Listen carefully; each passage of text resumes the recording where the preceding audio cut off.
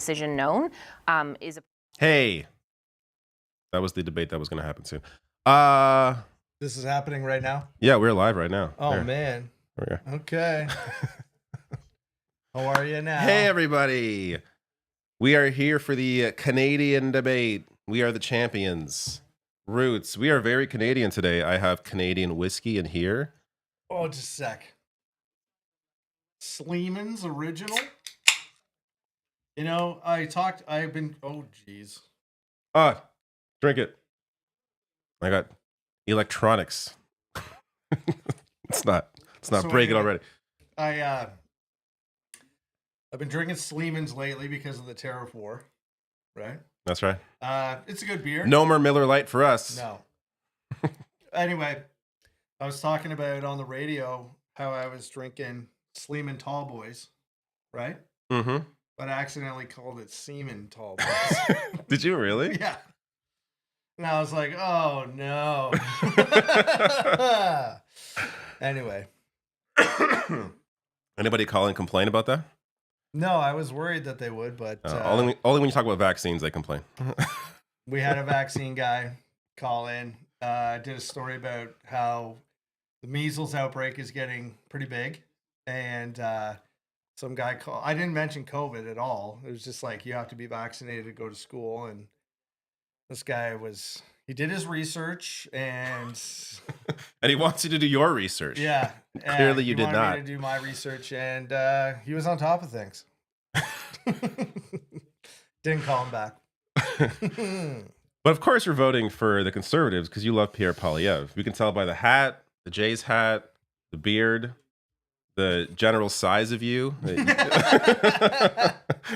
You must be a Pierre Poilievre supporter. Yeah, big time. So this is gonna be fun because I am ingrained in this stuff every day, and it is my brain is slowly melting. You do, even though you do news, you're not as ingrained. You don't have to be as ingrained in this as I do. So you're more of a normie. I like getting the normie perspective. Yeah. Even though you're more informed. I'm informed, but yeah, I would say I'm a normal. You're normie informed. I'm normie informed. Actually, I'd say I'm a little bit above normal informed, Okay. but I'm not an expert by any means at all. So, all right, that's how I feel. It'll be good. So you're going with this clean mind, no no political leaning right now. You want to see what these leaders are all about. I definitely have a political leaning. Basically, the anti-Poilievre leaning. I think that's kind of where a lot of people are right now. I mean, so the debate, just to be clear, so people know, it's starting in about 12 minutes or so. So at 7 o'clock Eastern time. And I don't know how long it is. I was hoping it was going to be an hour. And then the French debate I saw is 2 hours. So yeah, unless the French debate was 2 hours because it takes longer to get to the point in French than it does in English. Maybe that was the reason. I tend to think it's probably going to be 2 hours tonight as well. So it's going to be a nice laid back experience. We are, of course, at points going to be talking. This is a reaction to the debate. We'll have the debate on screen as well. But just so don't be complaining. Why are you talking over the debate? If you want to watch the debate, you can go watch the debate. It's on CBC. It's on C-SPAN. There's many places you can go watch it. So if you don't want to hear us jackasses, comment or laugh or go, oh my God, or he's an idiot. If you don't want that over the debate, then I don't know why you're here. Right. But just so you're all aware. So since we have some time, the French debate was yesterday, as I said. And after the French debate, there was some comments, some questions. The debate commission gave a lot of time to right-wing outlets. Apparently, these outlets were threatening to sue if they didn't get time, so they gave them like half the questions for some reason. And that's why we got some amazing questions like this one here. Alex Zoltan with True North. If you thought my friend's question was odd, you're going to love this one. I'm glad you self-assessed that. Okay. How many genders are there? Why Why? Why did the debate commission do this? Mm-hmm. Like, this is the problem with how much power the right wing tries to yield. We have to. It appears that we have to also threaten that people with brains that are not even right wing, but just center or normal, have to threaten to sue if you're going to invite clowns to give these sorts of questions. Here's another one. Canada's suffering the most violent anti-Semitic crime wave in history. Yes. There have been shootings, firebombings, even a riot right here in Montreal. But not all of this anti-Semitic hatred and incitement rises to the high level of a criminal code offense. Do you believe that foreign nationals, that is, people who are not... What this person is saying so far is that even if someone doesn't break the law while they're protesting a genocide, because that's what she's referring to here. Yes, there's actual, of course, anti-Semitism, but if it's a hate crime, it's going to be prosecuted as a hate crime. She's talking about just protest. So if you don't reach a protest, this is what she suggests. If you don't actually commit a crime, this is what you should do. Canadian citizens should be deported for participating in these hate marches or other pro-Hamas activities that don't...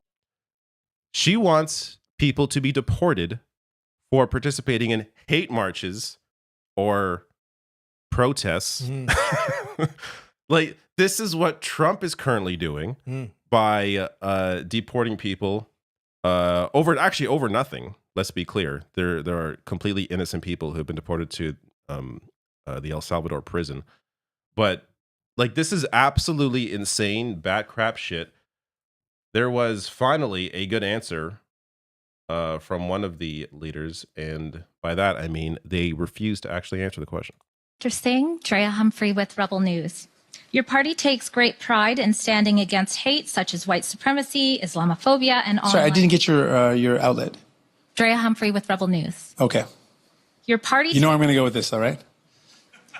Can I speak? Yeah, you can. I'm just going to say you know where I'm going to go with it, though. Your party takes pride in standing against hate such as white supremacy, Islamophobia, and online hate speech. Yet you stay silent about ongoing attacks against Christians, even after conservative MP Jamil Javani's order paper question revealed that over 200 churches have been targeted by arson and vandalism since claims of remains being discovered at former residential schools swept the nation in 2021. These claims have been disproven by bands that excavated and remain unproven by those that have not. Will you condemn the rise in acts of hate against Christians today and explain what your party will do moving forward to keep Christians safe from hate in Canada? Again, thank you, but I'm not going to respond to an organization that promotes misinformation and disinformation like Rebel News, so no, I'm not going to respond to your question. Please keep the questions and answers short. We're just getting... There you go. As a Christian, I grew up going to church. I denounced that stupid ass question. Insane shit. I don't believe in God. Well, there's also that. I just saw today that the JWST has found lots of signs of life on a planet that's 120 something million light years away from us. Maybe not million, but 120 something light years away from us.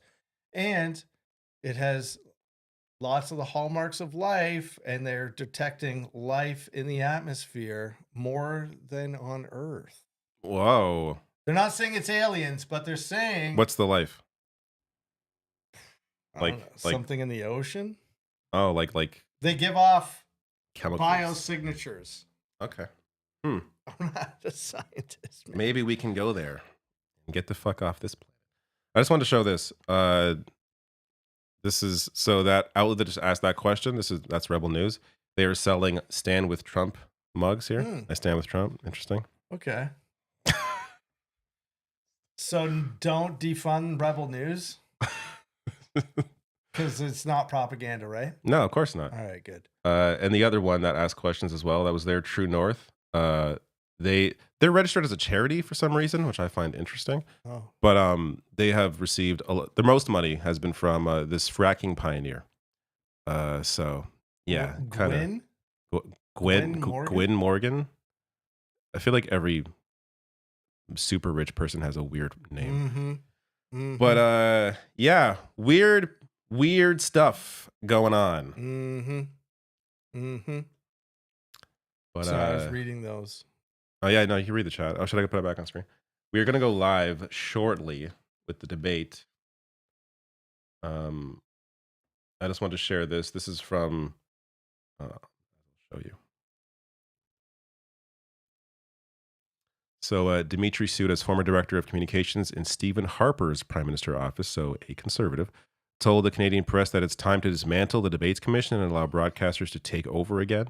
Quote, they just keep putting in a new nail in the coffin, Suda said, arguing it handled the Green Party situation unprofessionally.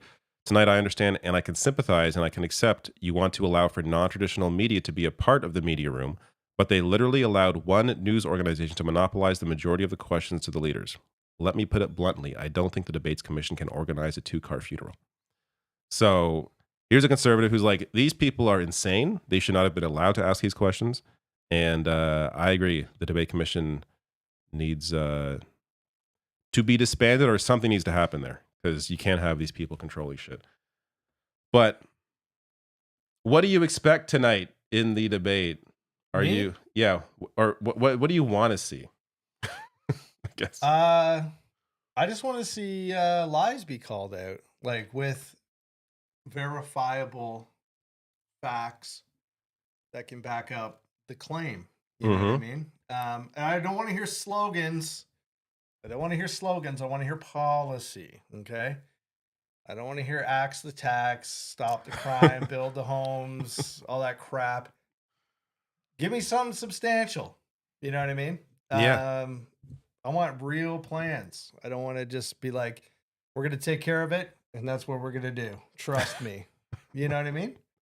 I hear you. No, 100%. And so, yeah, I don't speak fluent French, so I did not watch the French debate, so I'm not sure really what to expect here. I assume some of the questions are going to, obviously, I would assume, cover some of the same topics.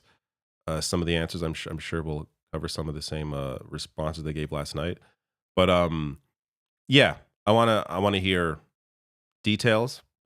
And I think what a lot of like the reason why there's been such a massive shift towards the Liberals over the past few months is people want someone who's just a stable, calm, and normal leader right now. And a lot of people didn't like Trudeau. I think a lot of it was just they were tired of Trudeau. 9 years in power it's a long time. Yeah. It's a long time. That voice, his way of speaking like this. It can. Why, Justin, I'm resigning today. Right?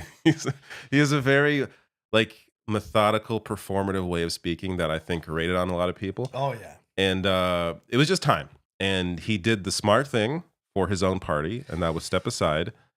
And that combined with Trump and all of this zany insanity, people are looking at Pierre Poilievre and thinking, I don't want that. I want somebody my home, normal. Your home, our home. Let's bring it home. Don't forget he spun around. Oh yeah, right. And I was like, bro. If you didn't see that clip, my man. last video, I think I showed that clip. It's just, he's very weird, and he's not. He needs a smiling coach. I get why people want to vote for conservative, just for the pure. I was saying this to you a while ago, earlier today. Just on the pure fact that people are just the conservatives have done a good job of riling up the base, being like, it's this guy's fault, and who else are you going to blame? He was in power, right, for those 9 years, but it's like it's just it's easy to hate that guy. It is, and they've totally plugged into that. They've riled a lot of people up and just played off their fears and just being like, it's been shit. We're gonna fix it, and I don't know, man. Now that Carney's in, and now that Trudeau's gone, yeah, that whole line is just they can't use that anymore. The whole attack, well, they can say his whole personality. Carney was part of his crew. It just doesn't connect the same way. Like Pierre Poilievre's whole personality was designed around hating Trudeau. He's Poilievre has 20 years in Parliament. He has sponsored one bill. How old is he? 45? Something like that? Something like that, mid-40s. He sponsored one bill, has done essentially nothing, and has just been an opposition voice for 20 years. And this is the guy that's supposed to have all the plans to help people. Meanwhile, I think, there are fair criticisms of the outlook of Carney and the Liberals in terms of it's still neoliberalism. I don't think it goes far enough in terms of even his housing plan, which I think is fantastic. It's fantastic within the confines of what you would expect from a Liberal Party. There's not a true social housing plan that you would see in, say, Austria, that is often voted, or I should say Vienna in Austria, voted as the most livable city in the world again and again. And it's because they have a robust social housing. But apart from all that, he's competent. He's experienced in a way that is not sitting as a politician for 20 years, which I have nothing against that if you have spent time actually helping people and doing things. Mm-hmm.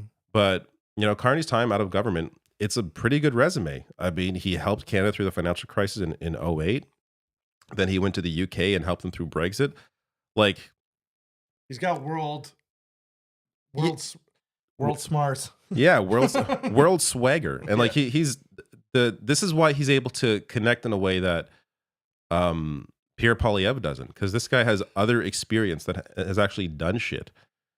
And it's just, but we're in a position now where people want someone who appears to be a prime minister and not just a voice that's always going to bitch and moan about shit without actually having anything to offer. Mm-hmm. And when Poilievre does have, plans and that kind of thing, it's like Harper era policies. It's very just standard conservative stuff. And apart from that, it's a lot of right-wing rhetoric, the woke agenda and all this garbage. It's just if you watch a lot of Andrew Tate, watch a lot of Joe Rogan, I'm sure it's fantastic. But Canada in Montreal. 4 federal leaders will debate for your vote. The leaders are here and ready to go. Mark Carney, Pierre Poilievre, Yves-François Blanchet, and Jagmeet Singh. They will debate the major challenges facing our country, from tariffs to the cost of living, public safety, energy, and leading in a crisis. Good evening, everybody. I'm Steve Paikin, your moderator for tonight's debate. Each leader has agreed to the following: no notes, answer the questions, stay on theme, stay on time. How much each leader speaks will be counted on these clocks, visible to the leaders and to you at home. This is the 2025 Federal Leaders Debate. Wow. Well, welcome, leaders. Good to be with you here tonight in Montreal for what I'm sure will be a memorable evening. Our first theme is tariffs and threats to Canada, and we will begin with a round of questions. You will each have a minute to answer, and then we'll go to open debate, and the first question goes to Mr. Carney. Okay. What is the starting point for negotiations, Mr. Carney, with the United States if, as you have stated, our relationship with the U.S. is over as we know it? Well, first, Steve, may I thank you and also thank fellow leaders for their service to Canada, people at home for taking the time to watch. I just want to underscore the premise to your question, because I think the relationship that we've had with the United States, relationship over the course of almost the last 4 decades, which has been one of steady and increasing integration, has fundamentally changed because the president is looking to fundamentally restructure the trading system. So the starting point has to be one of strength. It has to show that we have control of our own economic destiny, has to have a clear plan here at home to build this economy, to diversify our trading partners with like-minded countries, and also has to have a position of strength in terms of our reaction to the U.S. unjustified tariffs. And that's why we have put in place counter tariffs that have maximum impact in the United States and minimum impact here at home. Mr. Poilievre, would you do anything differently? Well, first of all, thank you, Steve, and thank you to our fellow contestants here today. It's an honor to be here. What would I do different? Well, I'll start by what I would do the same. I think we do need to counter the American tariffs with our own to deter this economic aggression. We must make clear that we will always be sovereign and independent. What would I be doing differently? Well, we need to be in a position of strength. The Liberal government has weakened our economy with anti-energy laws, red tape, and high taxes that have driven $500 billion out of our country into the United States and made us incapable of shipping our resources overseas. That weakness threatens our ability to stand up for ourselves. So what I do, I would cut taxes, red tape, and approve our resource projects so that we can get our goods to market and bring home the jobs, so we stand up to President Trump from a position of strength. Every time Mr. Singh, you get the next question. Can we trust the United States to work with us on said bring it matters such home? as Okay. Arctic sovereignty and defense policy? I think we've seen, first of all, good evening, everyone, and thank you for tuning in, and thanks for the question, Steve. We've seen what, for a lot of people, feels like a betrayal when we look at the United States. I grew up in a border town. I grew up in Windsor, and we saw how connected we were as a city and as a community. People lived on one side of the border, worked on the other. People traveled back and forth all the time. We're in the automotive capital of Canada, and we knew how important it was to be able to build cars in Canada, but we saw that those cars went back and forth across the border. Seeing what Donald Trump did to attack Canada in this unprovoked way without any justification really felt like a betrayal. And so Canadians now are right to say, well, we don't really trust Donald Trump at this point, and we can't really have a lot of faith in him. So when it comes to our Arctic sovereignty and our security, we need to make decisions that are in our best interest and no longer be so dependent and so reliant on the U.S. And that's what I would advocate for, making sure we are resilient, independent, and less dependent on the United States. Monsieur Blanchet, for you, what supports would you want to see for industries affected by tariffs, many, of course, of which are in Quebec? Many of them. First, be all welcome in Quebec and Montreal. You have me because I try not to speak English in Montreal. However, I think we should never underestimate the threat that Mr. Trump poses on Quebec economy and Canada economy and Mexico economy. But we must acknowledge the fact that the economy of Quebec is built differently. The challenges are not the same.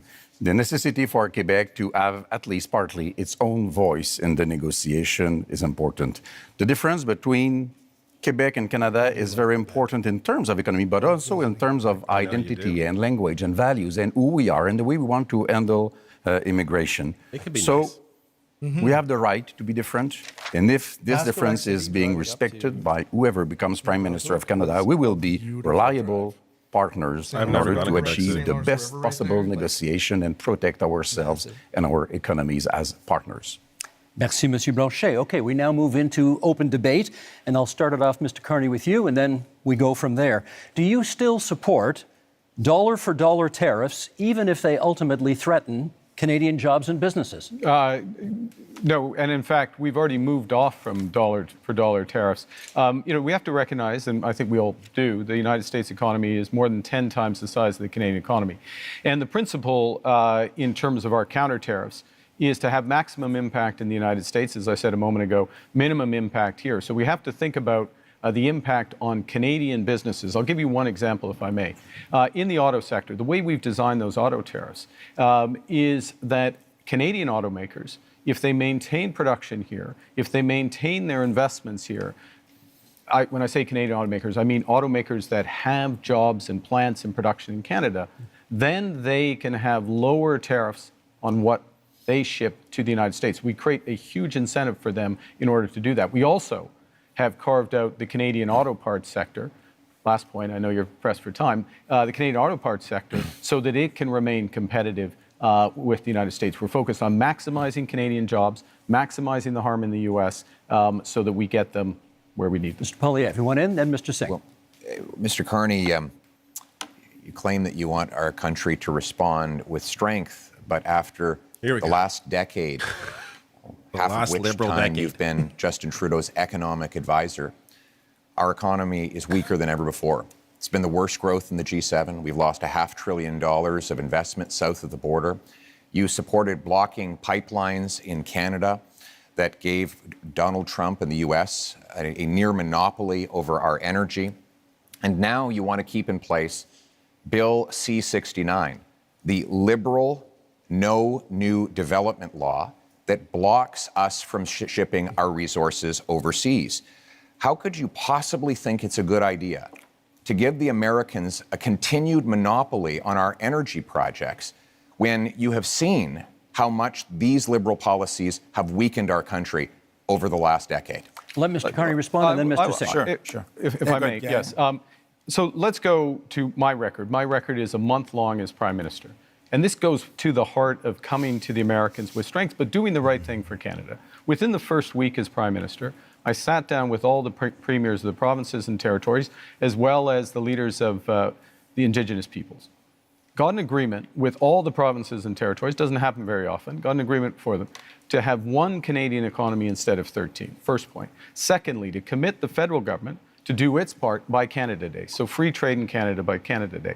Thirdly, the federal government to commit with respect to project reviews. The question was about Sorry, pipelines. I'm getting to it. Thirdly, one project, one review, and relying That's on not possible provincial. under Yes, it is C69. possible under. It is possible on our system. No, it it's is not. the It's impact banned assessment. under C69. It is agreed on under the impact assessment framework, and we have a cooperation agreement with British Columbia already.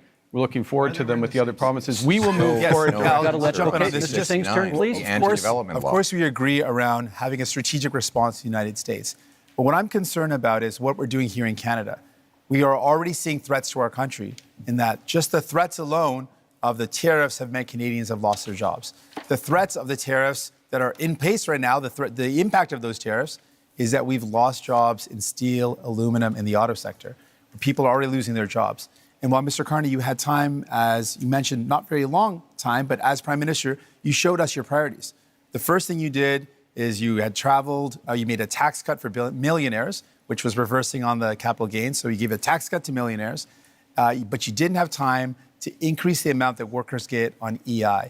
Right now, workers who are struggling and wondering, what am I going to do if I lose my job? Workers who've lost their job are saying, how do I pay my bills when EI only covers half of a worker's salary?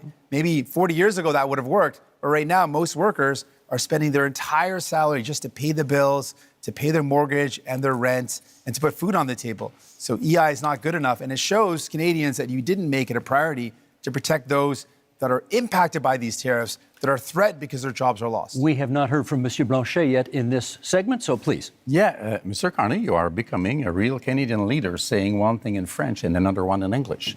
You said in British Columbia in February that you would force oil and gas through pipelines through Quebec, either we wanted it or not. You would use emergency powers in order to do so. And 2 days later in Montreal, you said that you would never do that without the approval of Quebec. What's the point of using emergency powers if you do have the agreement of Quebec? However, I do agree with you. It's important to be very strong in front of Mr. Trump. However, I would keep the dollar for dollar policy. Don't be weak in front of Mr. Trump. And those counter tariffs have to be targeted. You have put out already $2 billion for Ontario auto industry, car industry, and the lumberwood industry in Quebec has already paid to United States $2 billion, and you have not raised one finger in order to help us. For obvious reasons, you're going to notice that they're all going to go after. Well, Mr. Carney refused to answer the question liberals about are just pipelines. Cruising. Just the other day, they're he said that he doesn't necessarily think we need to build pipelines. Especially like. Let me tell you what that means. Bloc Right Quebec now, the they Americans need get support back from the 97% of our oil, Liberals and as do the 100% NDP of our natural everywhere. gas exports at big discounts. We have to send Canadian oil from Western Canada through the States just to get it back to Quebec I'm sorry, because we don't have a pipeline. I cannot find and now a there's discussion this more law, boring than pipelines. Liberal law personally. C69, which effectively bans pipelines. The 14 biggest energy and resource companies say it has to go if we're ever going to build another project. And I asked Mr. Carney why he would keep in place this anti-pipeline law that effectively empowers Donald Trump to have a total monopoly on our single biggest export.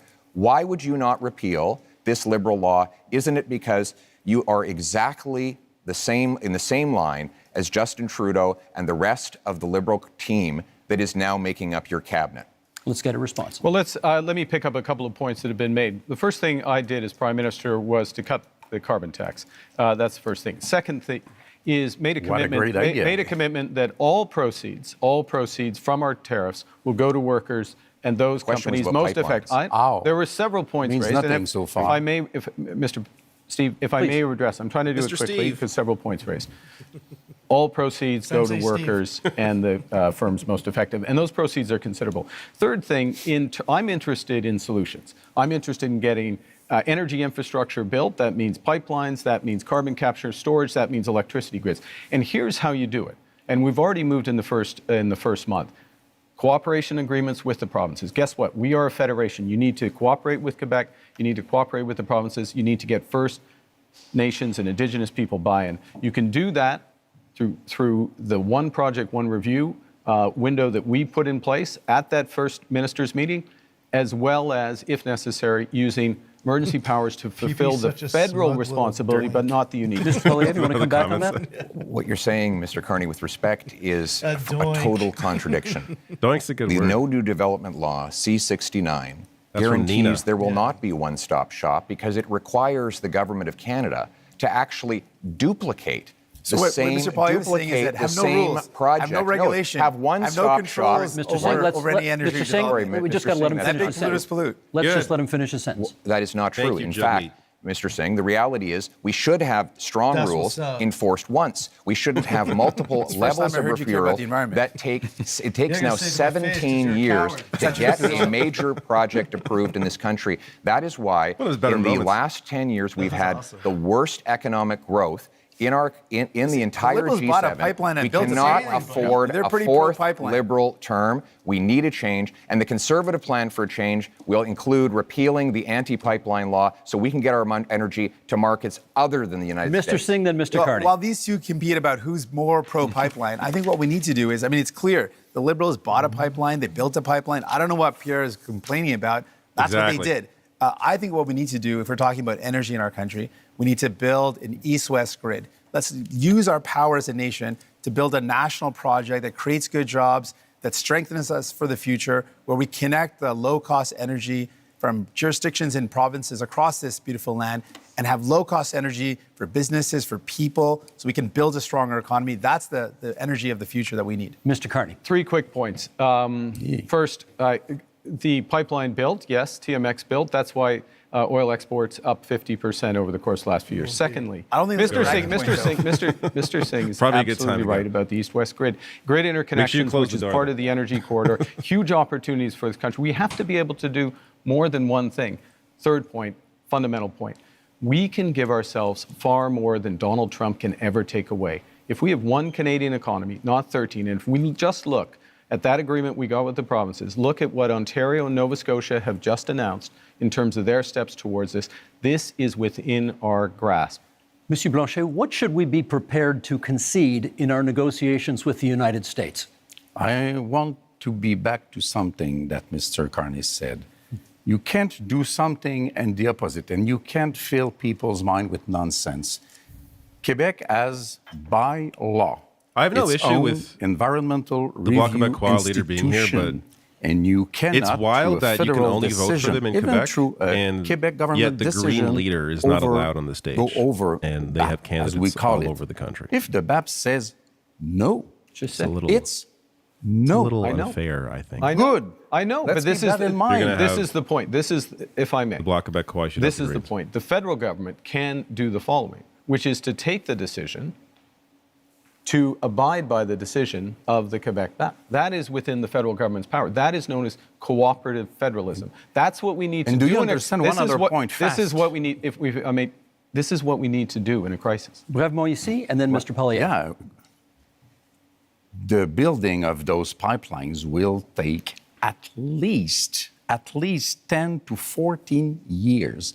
Mr. Trump will be 90 years old, not president no more, and somebody asked why was the Green of course, Party not less allowed? terrible will be there before you can even dream of meet the requirements, having oil which through this require them to have a candidate We're less than in a every, minute to go. Mr. Poilievre, in every promised you riding, next. and I guess they fell short of After the last 10 years that said, of the Bloc Liberals blocking Québécois have a pipelines candidate in every riding, and killing and I guess jobs, they go by different rules. we actually need to get things done. We need a change, and our Conservative plan for change will repeal the No New Was that a Pipelines PP law. for PP? It will create a true one-stop shop, set up shovel-ready zones with pre-permitting so that we can approve LNG liquefaction export plants, mines, Did you shake them ahead of time? pipelines, nuclear plants, and Babs also said no to hydroelectric dams so that we can generate the power we need to be strong, self-reliant, and stand on our own 2 feet for a change. Last quick word to Mr. Carney. Okay, quick word. Bringing it back to what we were talking about, which is tariffs, the threats to Canada, how to negotiate. We need these options. We need these options to build domestically, to build one Canadian economy. We need to act. We need to diversify our trade partners. And that is will our give us time in this strength to segment. the US. That is our time. Okay, you know my job tonight. I got to be the heavy guy here every now and then, making sure everybody comes to time. And I'm keeping an eye as well on making sure that everybody gets Whoa, rough Steve, justice the over heavy here. guy. That concludes our first section and our first debate. Up next, affordability and the cost of living. While they're talking is annoying. Well, you know what? You can watch it somewhere Our goal else. is to double the pace of housing construction. We're here to like. We're here to talk about comment on the. What do you think this is? Can you guys shut up? Who are those two guys in the corner? Turn on the damn CBC. You know what? Defund the CBC and let me watch this on Fox. Followed by open debate format. And Mr. Polyev, you get the first question this time. Many provinces, including some provinces with conservative governments, have ambitious housing targets, none of which have been met. Why do you think your housing plan will be any different? Let me start by talking to the young people of the nation and those who are aspiring Nobody to believes homeownership. you. This guy controlled You know, it was only housing 10 for years ago. years. You could have bought Didn't do an average shit. house for $450,000. But in the Yet last he's supposed to be the lost little housing decade, savior? Get housing the fuck out of costs here. have doubled, rising faster than in any country in the G7. And so now our youth cannot afford a home, and our seniors are worried about being evicted. Axe the tax, We can't build the afford a homes. fourth Liberal term of rising housing costs. We need a change. And our Conservative plan for change will, 1, axe the federal sales tax on new homes. 2, incentivize I think he had another one municipalities earlier. to cut their construction taxes to bring houses down in cost by $100,000. 3, sell off federal land for homes. And 4, train up 350,000 young trades workers who can help build those homes. Because you deserve a home, and we're going to make it happen for a change. Also on the And issue we of gotta bring it affordability, home. Mr. Singh, you get the next question. How do you bring down grocery prices in the midst of a trade That's war? a common phrase. I appreciate the I appreciate the question. This is a big concern. When I talk to Canadians, they tell me they're really feeling squeezed from the cost of living. That's one of the top things that people tell me about. People are saying, I can't afford to buy groceries. Every time I go to the grocery store, it's just ongoing worry and this feeling of anxiety that can I actually afford the things that my family needs? On top of that, people are worried about the cost of homes. I think those are the two biggest things I hear. So we can do things about this. Other countries have taken concrete steps. We can put in a price cap on food essentials. France has done it. Greece has done it to great success. It's brought down the cost of food significantly in both those jurisdictions. We can also ban corporate landlords from buying up the affordable homes to keep homes that are affordable. We can make things better for Canadians, but it requires having the courage to take on the powerful corporations that are ripping you off, that are price gouging you. And we know that price gouging is one of the major reasons why food prices are going up. You're never going to hear Pierre Poilievre or Mr. Carney talk about the fact that these are the corporations Thank you, ripping you Mr. off. Singh. That's time. Mr. Blanchet, I want to ask you about old age That's a fair security, point. which will soon cost this country $100 billion annually. We understand you would like to expand it. How would you pay for that? We would want it to be just bring for the everybody Russian people in front of because the the House Liberals to have answer created the questions. discrimination Then against I elders. forget who- which I'm are sure they were the ones that pushed for it. 65 to Trade. 75 years old, having 10% less income from Isn't, federal what's her government name, Jenny than Byrne, like, those who are over 75. But the best way to lobbyist do it for is to have everybody Yeah. pay its Loblaws or fair something, she share in cares, terms of like- tax, which means So I'm lowering the guy's voice for a second. Yeah, Jenny Byrne, who's running Pierre Poilievre's campaign. She has. I did a story on this. You know, I cover a story. I think it's following my brain. But she has connections to, I believe, real estate. Meanwhile, you know, they're claiming, oh, housing is so expensive. Yeah, like Pierre Poilievre meets regularly with people that work in real estate. Reduce the pressure on housing price to make sure that the whole budget of Breach Media. If you go look up Breach Media and when watching, I feel like they have great coverage on Pierre I Poilievre. feel like people should dramatically in Merci, price. Monsieur know the Blanchet. difference That's time between for this one. what's Mr. Carney, I want to ask you federal about housing, jurisdiction which over the for past what decade things get done. has gone You know from what I a mean? problem Because a lot of to a blame crisis while the Liberals were in goes out to power. other Is your parties, policy while on getting like homes a built ton any of different from your provinces are predecessors? and how? conservatively run. This is Like, one of the yeah, like reasons healthcare is why always, oh my I God, Trudeau ruined healthcare. It's entered like, that's this provincial. contest, because of the housing crisis, the cost of living crisis, the housing crisis, and the Trump crisis to help fix it. And I would look, the housing approach is fundamentally different because we need a fundamentally different approach. We need to build housing at a rate that we haven't seen since the end of the Second World War. We do need a fundamentally different approach. And with the fundamentally different approach, we can build an entirely new industry. So the question is how? Now, Mr. Poilievre and I agree on some things. Okay? I agree as well on reducing the tax on first-time home purchases as a way to buy.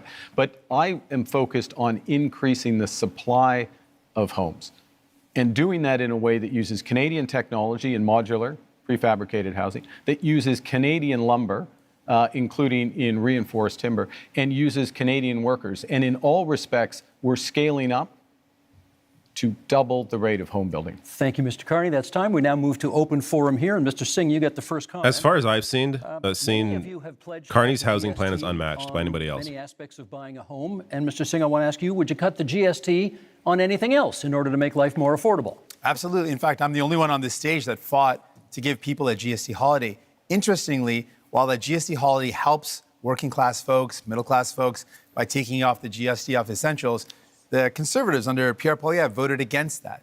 They opposed the idea of giving people, actual folks that need help, a tax break and would rather give millionaires a tax break, which shows you whose side he's on, which is not surprising. But what is surprising is that Mr. Carney also said that giving people a break on their GST is a bad idea. Mr. Carney, why do you think giving a tax break to capital gains folks that earn more than $1 million is a good idea, but helping a family afford their groceries, helping people afford their bills for their internet, their cell phone, their home heating, giving them relief to take the GST off those is a bad idea, but giving a tax break to people who really only earn over more than $1.4 million, that's somehow a good idea. Okay, you went after That's Mr. your numbers. You went after Mr. Poilievre first, so I'm going to give him the first shot to respond. Well, Mr. Carney, the reality is that housing costs doubled under the Liberal government. While Justin Trudeau made exactly the same Poilievre has no interest in fighting Jagmeet Singh, because Jagmeet Singh, his support comes from the Liberals, right? Like home building. In or it's fact, going to home the building Liberals right went now. down. He promised that he'd reduce the cost. In fact, it went up, and here we are. Mark Carney is asking for a fourth Liberal term, repeating the exact same Liberal promises that priced you out of a house. Just a few weeks ago, before the election, the Liberals voted against taking the GST off new homes, and they have continued to build up bureaucracies that block construction. We need a change. They're the only ones promising to build homes Our change at a mass scale. Again, to axe the sales It's tax on new insane homes, that anybody incentivize municipalities to it's speed the up same as permits, before. It free up actually is land, completely not at all the same. Completely not the same. 350,000 young people who can be in the trades to build those homes and sell off the land that is going to be needed in order to build homes. That is a real plan for you to own a home and afford your life for a change. Mr. Carney, they're coming at you from both sides. What do you say? Okay. I know it may be difficult, Mr. Poilievre. You spent years running against Justin Trudeau on the carbon tax, and they're both gone. Okay, they're both gone. And we're doing a in pretty a good new impersonation of them with the same policies tonight. Very different. Look, I'm a very different person from Justin Trudeau. Focus is on results. Were you his economic and so how advisor? to drive results in the housing market, you've got to change the model of building. You've got to increase the financing for housing developers, $25 billion on the table for those housing developers, $10 billion for deeply affordable homes, cutting development charges in half, lowering the cost of the building of those homes by 20%, and lowering the emissions and the run costs of those homes by another 20%. This is how you drive affordability. This is how you bring young people back into the housing market. Exactly what Trudeau and then Mr. promised. Singh. You claim to be very different from Mr. Trudeau. Now, the point is to show that you are any better than Mr. Trudeau. You claim to have a lot of experience in many things, and you know things. Last time we had somebody saying that they knew things, it was the senators, and they killed the law that protected supply management because they knew better than us and were elected by nobody, exactly like you are today. You say that you are a great crisis manager. Which one? I heard of nothing. As far as I know, Brexit happened, even if you were against it. You say you are a great negotiator. What? He came in after it. What? He managed the crisis of Brexit. That was like... Islands. This is You have absurd. to prove something, and you have to reveal what you own in those companies if you want people to believe you. Mr. Singh, you wanted to. Yes, returning to the topic of housing. Now, it's Thank very you. important. Obviously, we need to build homes that people can afford. Mr. Poilievre had the opportunity to show us what he could do. He was the Minister of Housing under Stephen Harper. And during that time, guess how many homes he built? He built 6 homes during that entire time. This is not something There's you a can smart trust boss. to build homes. He built 200,000. 6 homes. Not. 200,000. And this has been confirmed again and again. He built 200,000. 6 homes. That's it. Now, the problem, though, with Mr. Carney is, well, he's laid out a plan. That's what's up. The problem is that when he was the chair of Brookfield Investments, this is a company that made a strategic decision to buy up affordable homes in cities like Toronto where people were paying a decent rent. And they purposely bought those homes, kicked out the tenants, and jacked up the rents. That is not someone you can trust, sadly, to deal with the housing crisis when, Mr. Carney, you profited off of it. We're going to get responses here. Mr. Poilievre first, Mr. Carney second. First of all, Mr. Singh, gonna hold this up to remind you. the Toronto 6 right Star, the Toronto Star debunked your falsehoods. it was 6 on that. homes, and I that's the appreciate facts. neither Liberals or NDP are very good with math, but in that You're year, clearly- the year Oh my I God. was You the count up to minister, if I 6, which could, is great. the year Let's count up to I 6. was Mr. Singh, let's let him answer. in the year It's I not was high enough, though. The year I was minister, we had 200,000 homes built, and guess what the average price of a home was at the time? $450,000. And guess what happened and at the end of the Conservative reign? one bedrooms It rented doubled. out for $900, and that since that time, housing costs have actually doubled under the Liberals. They doubled and on now the we have Conservatives, too. now we have Mr. Carney making tens of billions of dollars of spending promises that They will doubled under ultimately you as well. continue to build bureaucracy. We don't need more bureaucracy in Ottawa. We tried that for 10 Liberal years, Mr. Carney. What we need is to build homes in communities. Certainly and don't that need means conservative. If you promise anything, it's more spending promises. It's like, what, you literally can't mention any policy, anything you want to do? Because, it's spending promises. What a weird argument. I'm going to pick up on, I thought that answer was quite revealing. The first thing is that it's an attitude towards housing that absolutely ignores affordable housing, deeply affordable housing, issues with vulnerable people, ignores the rental market, ignores all other aspects of it. So the 6 are the relevant. Mr. Singh is absolutely right. The 6 are the relevant. 200,000. The 200,000 are a different part of the housing market. There are many Canadians. There are many Canadians at different income levels. The second thing it reveals is a misunderstanding, I'll be polite, of how the government's balance sheet can catalyze enormous private investment. And that is what we need to do to solve the housing crisis. It happens to be what we need to do as a whole to address the economic crisis that's been forced on us by President Trump. Mr. Blanchet? If Jagmeet Singh had a proper housing plan, like a social housing plan, he could combat what Carney's saying by being like, that's not good enough. We don't need more private investment. We need social investment. We need public housing. We need to be able to bring rents down. He could use Vienna as an example, other countries as an example of social housing. But I don't know why the NDP aren't pushing further on housing. It's very disappointing. There and fix things for Canada and Quebec without being Trying to make a serious point here. checked by serious I people. agree. You cannot go out there and speak for Quebec without Quebec having its own strong voice to protect itself and to promote its different economy. So if you want to collaborate, let's say right now that whatever happens, even if minority government happens, you will be a partner with the different Quebec economy and identity, which you have been not interested in for the economic part and not respectful for the identity part. Let me get Mr. Singh in at this point. Can you tell us what's the first thing you would do to make life more affordable for Canadians? Yeah, there's a lot of things that we can do, and I've laid out some of those things. I think fundamentally, I'm the only person on stage that not only fought for real relief for people in terms of affordability, I'm the only one that fought for pharmacare that actually makes life more affordable by giving people medication coverage, dental care that gives people more affordability by letting them access their services if you're a senior and a kid. I fought for childcare to make sure people could afford childcare. All measures that Mr. Poilievre voted against, all measures that Mr. Blanchet voted against. So if you want someone that's going to fight for you in Ottawa to actually Vote for the make life Liberals. more affordable, you can't entrust all the power to Mr. Carney. doesn't have a track record of making He's right, life more though. Like, affordable for people. NDP did but push we for do. all this stuff. Vote for a New Democrat, And the you can NDP see moved this that works direction to because make that's what's life more popular and it affordable. works. It's incredibly Conservatives popular. Yeah. and the Bloc have voted against those measures to make life affordable because that's not who they care about. New Democrats are in it for you. Pierre Poilievre.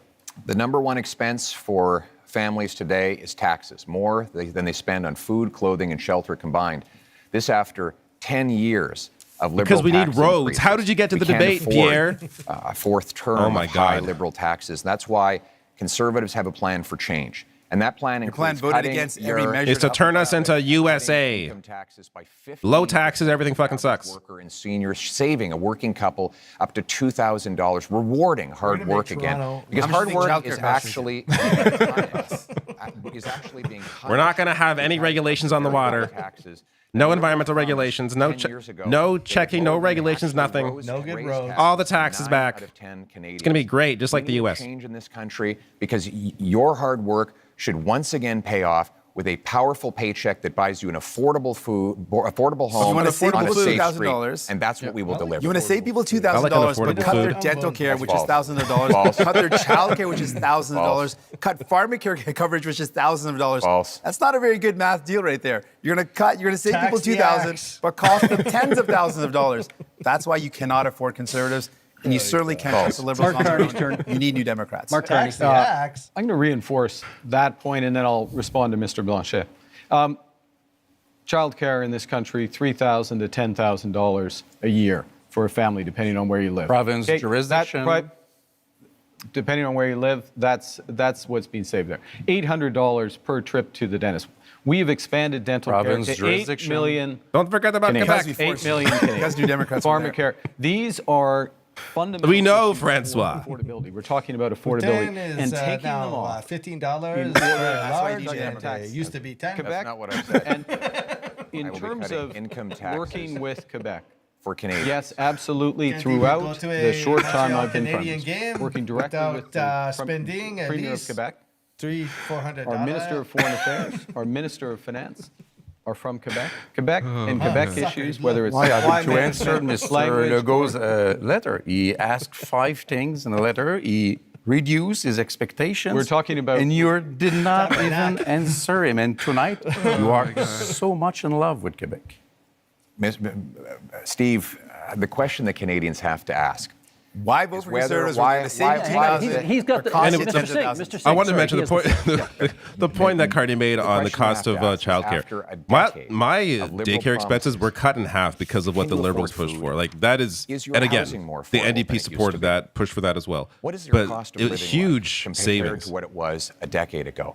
And are you prepared to elect the same Liberal MPs, the same Liberal ministers, the same Liberal staffers all over again for a fourth term? Mr. Carney, Justin Trudeau's staffers are actually here with you at this debate in Montreal, writing the talking points that you are regurgitating into the microphone. How can we possibly He thinks this is a believe really good that line. You are any That's different hilarious. than the previous 10 years of Liberal 25 government. seconds left in this segment for you to respond to that. Look how happy Pierre is with himself. I do my own talking points. Thank you very much.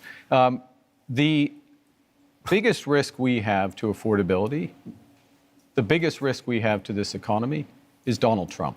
So first and foremost, we've got to get that right. Secondly, we need to do it in a way that brings everyone along together. That means preserving pharmacare, dental care, child care, reinforcing health care, spending our whole social safety. Intrusion The in clock is Quebec on- jurisdiction the- over and again. I like the if clock is we're on any zero. better than we are. The clock is there on zero. one thing Canadians can do that Quebecers cannot do? You are doing intrusions in our jurisdiction with our money, pretending you are better, and most of the time you try to copy what we did with our own money against us. What's that as a policy? Don't you have your own things to care Gentlemen, about? Let's that be real really for a is time second. for this segment. I wanted to be polite and let everybody finish their and point. no disrespect to Quebec at all, but like anybody outside of Quebec, are they voting Bloc? No, they don't have the option. That's why when I'm lowering the volume occasionally to talk, and it's usually over Yves Francois Blanchet because it doesn't matter. We don't need to hear what he's saying. I do respect Quebec. I Yeah, love Quebec, man. I love do. Quebec. Nothing I do against love him. Quebec. Nothing against the Bloc. Nothing against Quebec. I just have zero interest because it doesn't impact the rest of Canada. One of the best bachelor parties I've ever been to was in Montreal. I think that's a common theme, actually. It's a common experience. An open debate. Monsieur Blanchet, you get to go first in this one.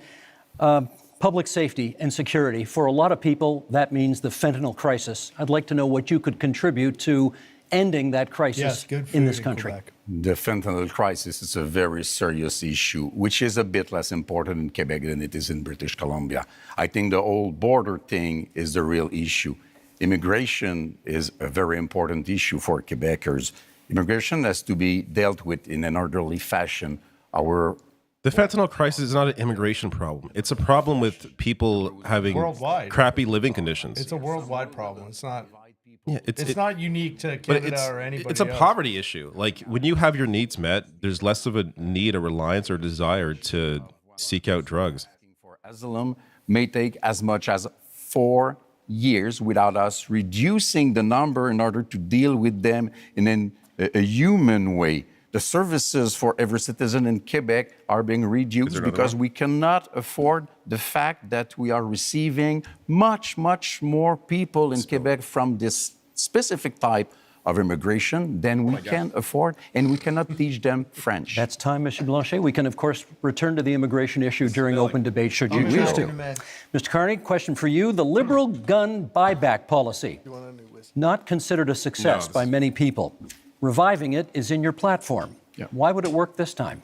Yeah, I think, well, what we've seen with that policy is some success at the commercial level, but not at the individual level, because it hasn't been, in my opinion, it hasn't been organized properly, and it needs to be organized properly. And I've instructed the Minister of National Security and Public Safety in order to do that. So part of this is a different focus of government, a focus on results, a focus on clear milestones in the short term. Let me make a broader point, though, on gun, which is that we have a problem with guns coming over borders, which is why we've tightened our borders. We have an issue, though, with a gun industry that is continually coming up with new forms of assault rifles, mass killing machines. We banned over 2,000 of these. Every single time there has been a vote in the House of Commons on gun control, Mr. Poilievre has voted against it. You can't be tough on crime unless you're tough on guns. Mr. Poilievre, you can come back on that in the open debate if you want to, but my question for you in this segment is, Indigenous people are statistically overrepresented in our corrections system. Are you concerned that your tough on crime platform will make that worse? I'm concerned that Indigenous people are disproportionately the victims of crime. I give you the example of when has he ever been concerned group of Indigenous people who came under attack in Saskatchewan? You should look up Pierre Poilievre, Indigenous people. Killer was out of jail after 60 prior convictions. This is the result of 10 years of liberal laws that allow the same offenders to be released dozens and dozens of times, even when it's known they are a danger. We can't risk a fourth liberal term of soft on crime policies. We need a change. And the Conservative plan for change will bring in a 3 strikes you're outlaw, 3 convictions for serious crimes, you go to jail for at least... if you're not Canadian, you may be thinking, oh my God, it's crazy, lawless place that we're living in here in Canada. Crime is down. It went up during COVID like it did everywhere across the entire world for obvious reasons. But historically, crime is way down. This is not an issue.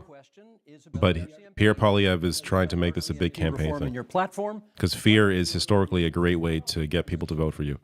Well, some of the basis for this is the concern that's been raised in more rural communities and northern communities that there have been some serious concerns about violence or inappropriate use of force when it comes to the execution of their duties. We want to make sure that we've got a top-tier police force that provides security and safety to those communities in a way that's sensitive and understanding of the communities they're serving.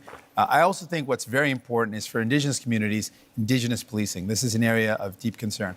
I think everyone in our country should be safe. You should be able to be safe at home, safe when you go to work, safe if you take public transit, safe for your kids to be able to play in the local playground. And that's something I'm committed to. And the other area that I'm focused on when it comes to public safety is making sure we prevent crime before it happens. And that's why we want to see increased investments in our border security. We saw under the Conservatives, they cut 1,100 border officers in one day. So that prevented our ability to keep our borders safe. That stops those materials from Mr. coming Singh, into the that's country. time. Not sure it was about the RCMP, but maybe we can get back to that during the open debate segment, which we go to right now. And Mr. Poilievre, you get the first word on this one, and it sort of dovetails on the last answer you gave, which is you have pledged to be the first prime minister in this country to use the notwithstanding clause, setting aside charter rights of, as you call them, multiple murderers. Why do you think that's necessary? Super to be dangerous. clear, to do I this. want to uphold the charter rights of Canadians under Section 7. That's literally for not what he's life, doing. Liberty and security. He's literally getting around charter rights with what he wants to do. By multiple murderers who are given discounts. The case in question was a gentleman who went into a mosque and shot dead 6 innocent worshipers. He got, according to this ruling, only one 25-year sentence, meaning he can be out in his 50s. He only serves 4 years for every murder that he carried out. That is outrageous. But he's not. And They go I out for will use parole. the constitutional powers that are created for this purpose to ensure that mass murderers. This is a policy without a problem.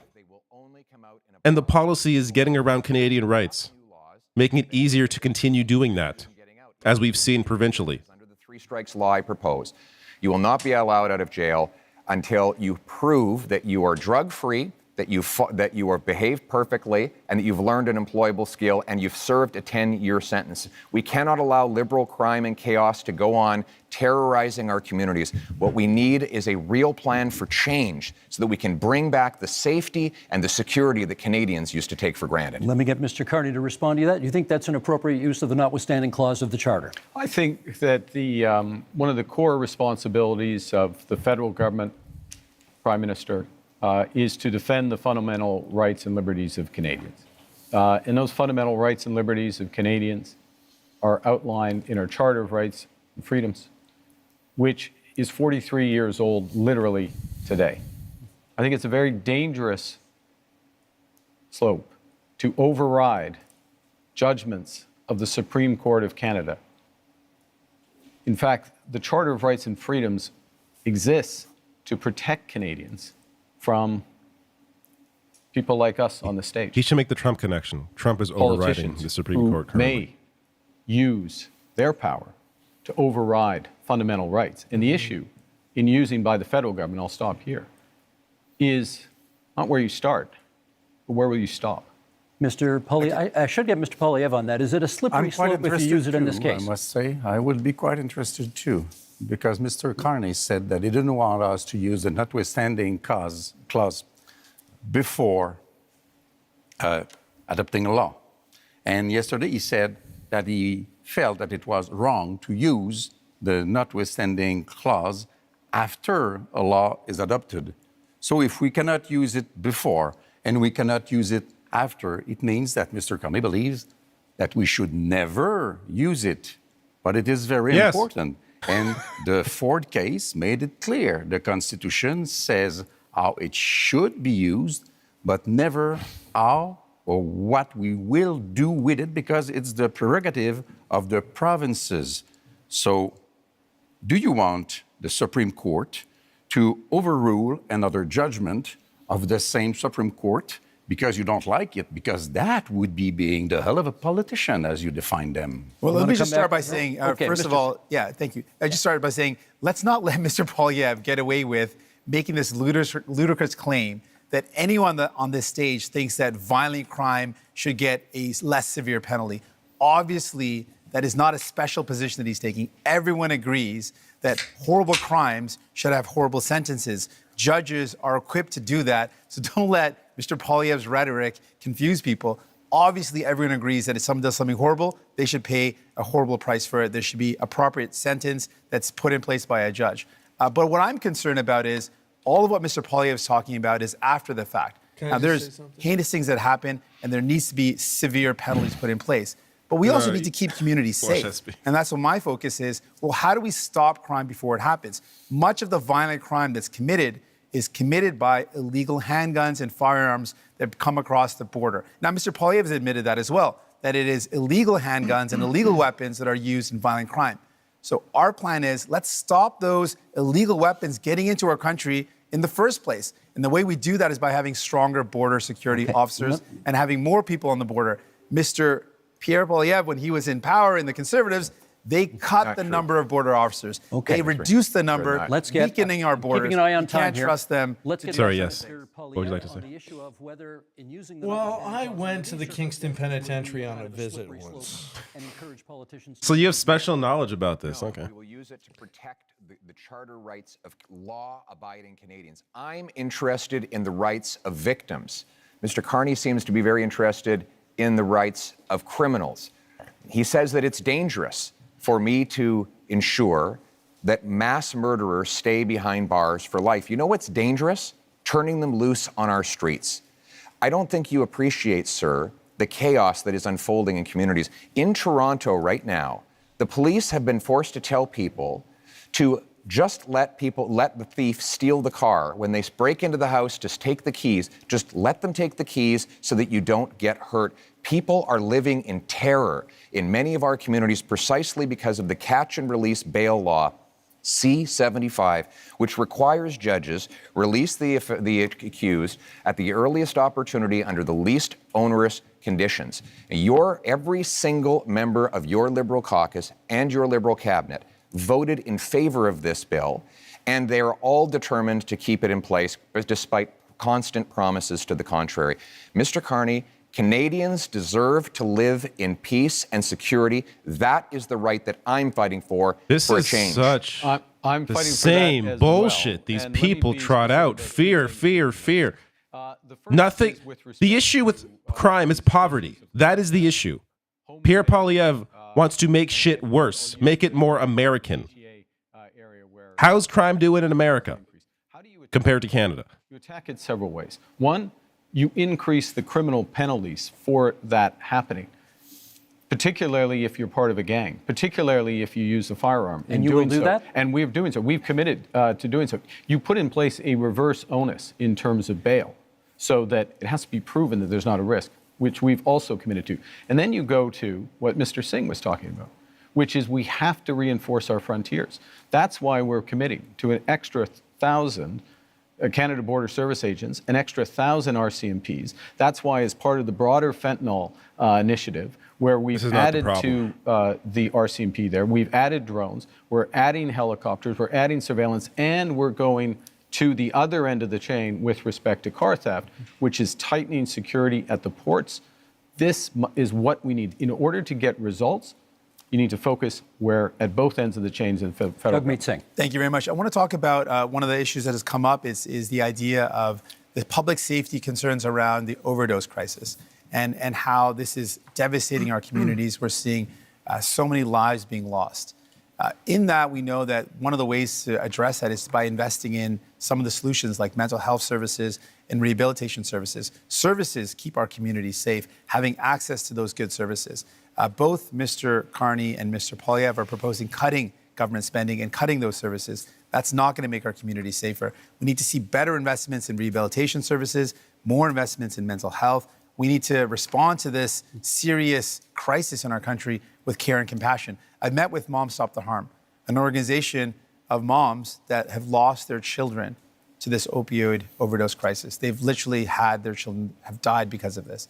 And they're saying we need to do everything possible to save lives, to stop this death from happening. And I think we need to listen to those moms, and that's my commitment. Mr. Blanchet. Two things as rapidly as possible. First, we believe that we should act on crime gangs and organizations, defining them as we do for terrorist organization. We have to protect our kids from the violence of those gangs, from the drugs being sold by those gangs, from the guns and whatever else being stolen. No more. Sale. I'm just saying, whatever Quebec audience I have is gone. By those gangs stole and stole. Not stolen, being, For the record, again, for like the 10th time, I love selling, Quebec. sold You by have many those French gangs. friends. And we mostly have to protect Many our kids French from friends. being recruited by those gangs, becoming I have like violent one. at 13 and 14 and cover for you. 16 years old, because this is the real One time I caught a fear bass of and our parents French like friend was I there, am. and she's like, it was This a is bass, a very he caught dangerous a bass. situation. I want to come That- back that to actually did immigration, happen. because That we was said very we would come fun. back to It was immigration. fun. Do you remember We've the repeated that many century times. initiative, a sad memory? Officially, They said that they had not considered Quebec difference. They had not 2 years considered ago, Quebec my language. birthday, They wanted in Kingston, Canada I was to drinking be, at a bar 100 million people during the country by day, the end of this and this group of Hell's Angels from Quebec were there. I've told you this story. But I sent them out 8 shots of whiskey. There's 8 of them, Hell's Angels guys. And they couldn't have been nicer.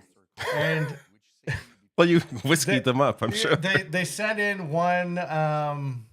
They sent in one of their young guys, and he was French, and he's like, "I just wanted to say thank you for buying us shots. I would like for us to buy you a drink." And I was like, "Yeah, absolutely, man, no problem." And now you're one of them. That's Now the I'm a Hell's story. Angel. That's how it happened.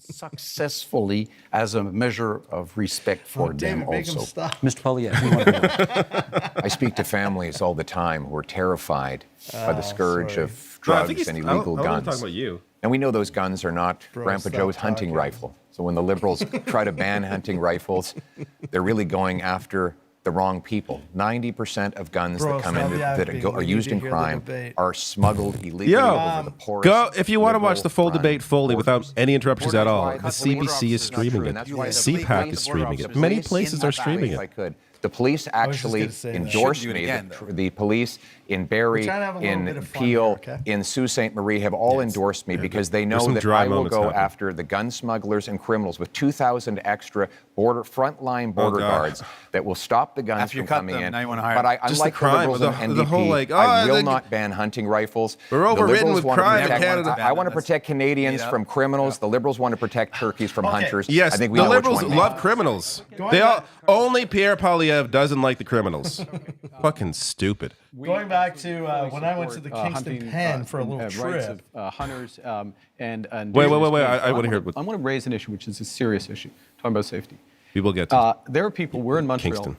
Montreal, in Toronto, across this country, who fear going to their synagogue, fear going to their community center, fear taking their children, leaving their children in school. And this has to stop. This is it's totally unacceptable. So what we're proposing is to make it a criminal offense to threaten or to impede anyone from being near or going to their place of worship, their school, their community center. This, Is that not pains already me a that crime? when we have to do it, because this is not what we should be doing as Canadians, of course. Okay. But we will put that in place. Let me get Respect. And this is a Okay, anyways, what were we saying?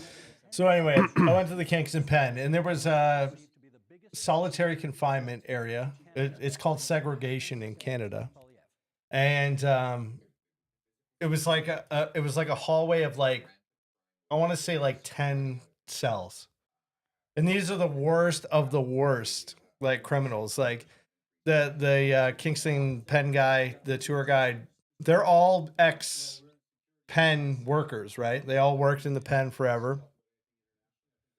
And they go, all the guys that you're thinking about right now all stayed here. So we're talking Bernardo, Russell Williams, like the worst of the worst, killers. Sounds terrible. Those guys, I don't want to go there. those guys, and they're a little outside when their outside time was like, I don't know what like we're in like a 10 by 12 room, maybe a 10 by 15 room right here. That's how big their outside time was, and the top of the thing was like caged in, like Yeah. it wasn't. These guys are the guys that like the worst criminals are never getting out. Like they don't ever get out. You know what I mean? And Yeah. this is their life forever. I don't even know why it's a thing. Gang members, yes, crack down on those guys too. But if we're talking about mass murderers and stuff, those guys never get out in Canada. Just because it says 25 to life. They don't. They get parole and they they're get up for rejected. parole. Yeah, they're going to get rejected. It's the whole that was like 20 minutes of wasted conversation. It's not an approach I favor with public money. There's not any projects that are on the table, so it's not a specific project to look at. I favor, when it comes to the environment, building an east-west energy grid that connects low-cost energy and allows for families to reduce their electricity costs. But let's put this all in context. We're talking about what our energy solutions are in the context of a climate crisis. And we're not just talking about a climate crisis in the far future. We're living it right now. I remember I met a mom a couple of years ago before I had kids who told me she was worried about taking her kids out on some days because of the forest fires in BC. It meant that it was unsafe for kids to go outdoors. Fast forward to when I became a parent just a couple of years after that, and I literally worry about the same thing. The forest fires we saw a couple of years ago meant that many places that didn't see this before saw days where there was such smoke in the air that it was dangerous for kids. We've seen extreme weather, forest fires, heat domes, floods impacting us. We've got to do everything we can to Thank you, protect our Mr. future. Singh. That's time. Mr. Polyev, where does fighting climate change land on your list of priorities when it comes to expanding energy opportunities in this country? all. It lands within our priorities of bringing home jobs while bringing down emissions around the world. Look, the reality is that if we push production out of our country to more polluting countries, it actually makes the problem worse. But that has been exactly the Liberal approach with the anti-development law, C-69, blocking of 15 LNG export plants over the last 10 years. We have seen more of those jobs go abroad. I want to bring them home. My plan will be to approve, for example, natural gas liquefaction and export. If we sent our gas to India, for example, to displace half of their demand for electricity, we could reduce emissions by 2.5 billion tons, which is 3 times the total emissions of Canada. That's the way we bring emissions Look at that down. smile. Don't forget to smile, Pierre. And Nothing makes him jobs smile up. like It's common sense. oil. Common Now it's sense. time to bring it home. Thank you, Mr. Polyev. The next question is for How is Mr. that a Kearney. slogan? How would your government fast-track He did 3 pipelines slogans in and that mining sentence. projects while also following the rational Supreme Court national was the decision that slogan. requires Rational consent national of policy. Indigenous communities?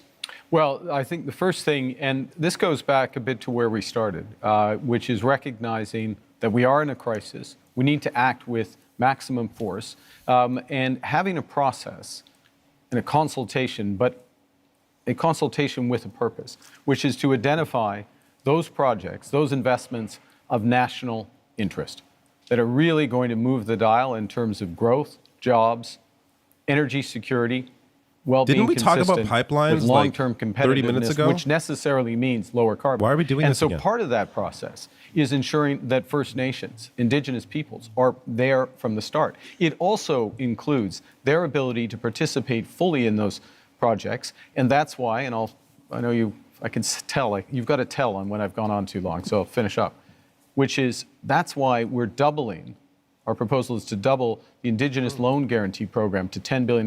What does that actually mean? It means an ability for them to invest equity in Thank those you, Mr. projects Kearney. and be That's full time. partners. Thank you. My tell is my clock, and my clock is at 0, so that's how it goes. Monsieur Blanchet, do you still oppose pipeline construction in Quebec, even though a majority of Quebeckers now apparently say they support it? We will know about that when we have held the debate about that, which has not begun yet. We are just beginning it. First, It's just a series of poutine references. Make a pipeline of gravy, come and put on our Putin. Ours is from south to north or north to south, and it's true in Quebec also. In a little more than 3 years, Donald Trump won't be in office. I feel like they're not going to let me in Quebec anymore. There will be not one more pipeline having been built once we get there. So let's be serious, We have the most responsible, cheese, and we will be back and the with best numbers. cheese, fromage, and build a pipeline of gravy that comes, and we can deep fry our potato. Canada has a substantial supply of critical minerals which are in high demand. Are you in favor of allowing these minerals to be mined? Man. It's course. fun. It has to Fun to be do it. done properly. Quebec has probably the most gravy, important please. clean phosphate reserves in North America. That's our in takeoff, eh? Saguenay-Lac-Saint-Jean, it is very important. It has to be need the exploited. gravy This is the best way to use Paul Saguenay as an infrastructure that we need. We have lithium. Everybody needs lithium. Transportation has to be taken from pipeline of oil gravy. to We're just reading off energy. comments. This is what we want to be working on. It is part of the specificities, specifics of Quebec. Pomme economy. de So terre, we are- please. But we don't want to pay for the $30 billion which has been spent on oil and gas by the Liberals. That is funny. We don't want to pay for the $40 billion which Uh-oh. have been spent by the Liberals on Trans Mountain. If It's I am- $9 billion. If I become prime minister, I promise to build a giant potato launch. a lot more power and A huge potato for Quebecers. and lots of gravy and pomme de terre. I love the character idea that there's just like one guy on stage where it's just like every reference is just to poutine. Have you had poutine in Quebec? It's phenomenal. I feel like this is a good like 22 minutes like sketch. It's just like you got three serious leaders. Not that again, we're not making fun of the block here. It's just the general idea of having one person on stage who's just talking about poutine the entire time. That's a hilarious concept. Dependent on the United States, which is what they want. By the way, President Trump this week said he might put a tax on critical metals and minerals, just showing again Yeah, but the unreliable. the If job I may, is if not I to may, and so the potato discussions is to that- negotiate, So not to have if I may, tariffs. if I may finish. Let's let him finish. Let me finish. So the opportunity includes in Europe and includes in Asia as our partners. Last point. In order to get it done, we'll put in place a first and last mile fund. So these projects are connected to road and rail so they can go quickly to market. And we will have all of the other fast tracking measures in place that I talked about earlier in terms of capital, timing, approvals, so that we can move quickly, we can be stronger at home, better. Always with the Mr. approval Singh. of Yeah, Quebec. I Mr. think- Singh has the floor. about that. We should absolutely take advantage of the fact that we've got incredible amounts of critical minerals in our country. And the way we do Buggy, that thank you is for your with super any chat. energy Says having project or any some project of this adult nature, bevies make sure it's with you got the watching. local community Cheers. buy-in. It creates good jobs in communities, make sure we are meeting all our environmental needs, and we work with Indigenous partnership. And so I absolutely agree with that. I want to build on something Mr. Blanchet mentioned about the investments that this country has made. What I found very troubling is that the past number of years, the Liberal government record is one where we have spent the most subsidies screened. compared to any other country in the G7 on subsidizing oil and gas. These are highly profitable companies. You I voted think that's for the it. wrong thing to do. We fought against it again and again. No, you voted And then for the it Liberals have over continued and to do again. it. And so my question really to Mr. Carney is, will you commit to ending oil and gas subsidies? We should be using that to invest in people, not giving it to highly profitable oil and gas companies. Yeah, we talked. I promised Mr. Polyev the next. We'll come back and get that question answered. Mr. Polyev. Well, Mr. Carney, you point out that Donald Trump has a wrong-headed idea of putting a tax on our mines and our industry. And that is wrong. But so do you. You want to apply a massive industrial carbon tax on Canadian mines, Canadian steel mills, Canadian aluminum plants, You want to let them just pollute as Canadian much as they oil want? and gas. And your idea is to double the tax that Trump is applying by hitting them a second time. This will do nothing for the environment. It will actually ship our jobs south of the border, So Mr. Pollier's just plan is let them like pollute as much as they President want. Trump Not a good wants. My plan is to bring that production home here to Canada. For example, bring I will it give a home tax again. credit Jesus to Christ. low-emitting Canadian industry like Bring it Quebec's home. Aluminum, for example, or British Columbia's If you don't natural know, gas, every so that time we Pierre says not a only slogan, bring home the production, we're drinking. but we do it below global average because we're levels of fans of emissions, Pierre, but so that we because- actually help the environment. I don't know. while I'm bringing drinking home enough at this jobs point. for our people We have at- to- we have Starting to at the make some same time. sense. That is a sensible, pragmatic approach that puts us in charge of our economic destiny so we can stand up to the Americans from a position of strength for a change. Mr. want to let Carney, them we've pollute got. as Hang much on a as they second. want. I want to give you a chance to speak to Mr. Singh's criticism about oil and gas subsidies and Mr. Polyev's criticism about the industrial carbon tax. Okay, I'm going to make 3 points. I'll make 4 if you want me to respond to that, but I want to make 3. Yes, the for first change is is also that one. Anytime he I answered mentions this These are question just last normal night, but I think the puck phrases. had already dropped in the Canadians game, so not everyone heard it.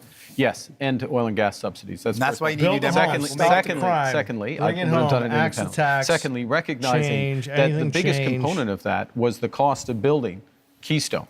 Keystone, which is the pipeline which has helped to increase oil and gas oil exports rather by 50% in this country. That is an asset of Gosh, I look the so people of Canada. angry. We own it.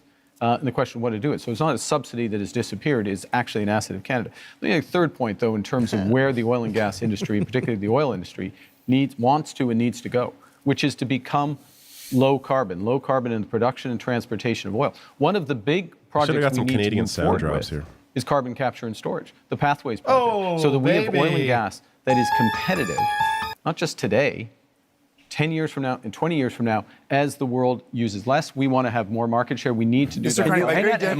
My government will move that. But by definition, a subsidy isn't when we buy a pipeline. I'm talking about subsidies that go to oil and gas companies. Independent, separate from the country, oil and gas companies. That's what I'm talking about. The figure you quoted last night included the cost of the pipeline. Do you want to address his billions point? of dollars we're spending. We got to stop spending. Sorry, can we get you to address his point about the industrial carbon tax? How much will the industrial carbon tax add to the price of a car? So the first thing I want to say is I'm going to address the broader point. Broader point is the entire absence of a climate plan from Mr. Poilievre, which, by the way, is going to put our industry and our country at a disadvantage as we're looking for new trading partners. Guess what?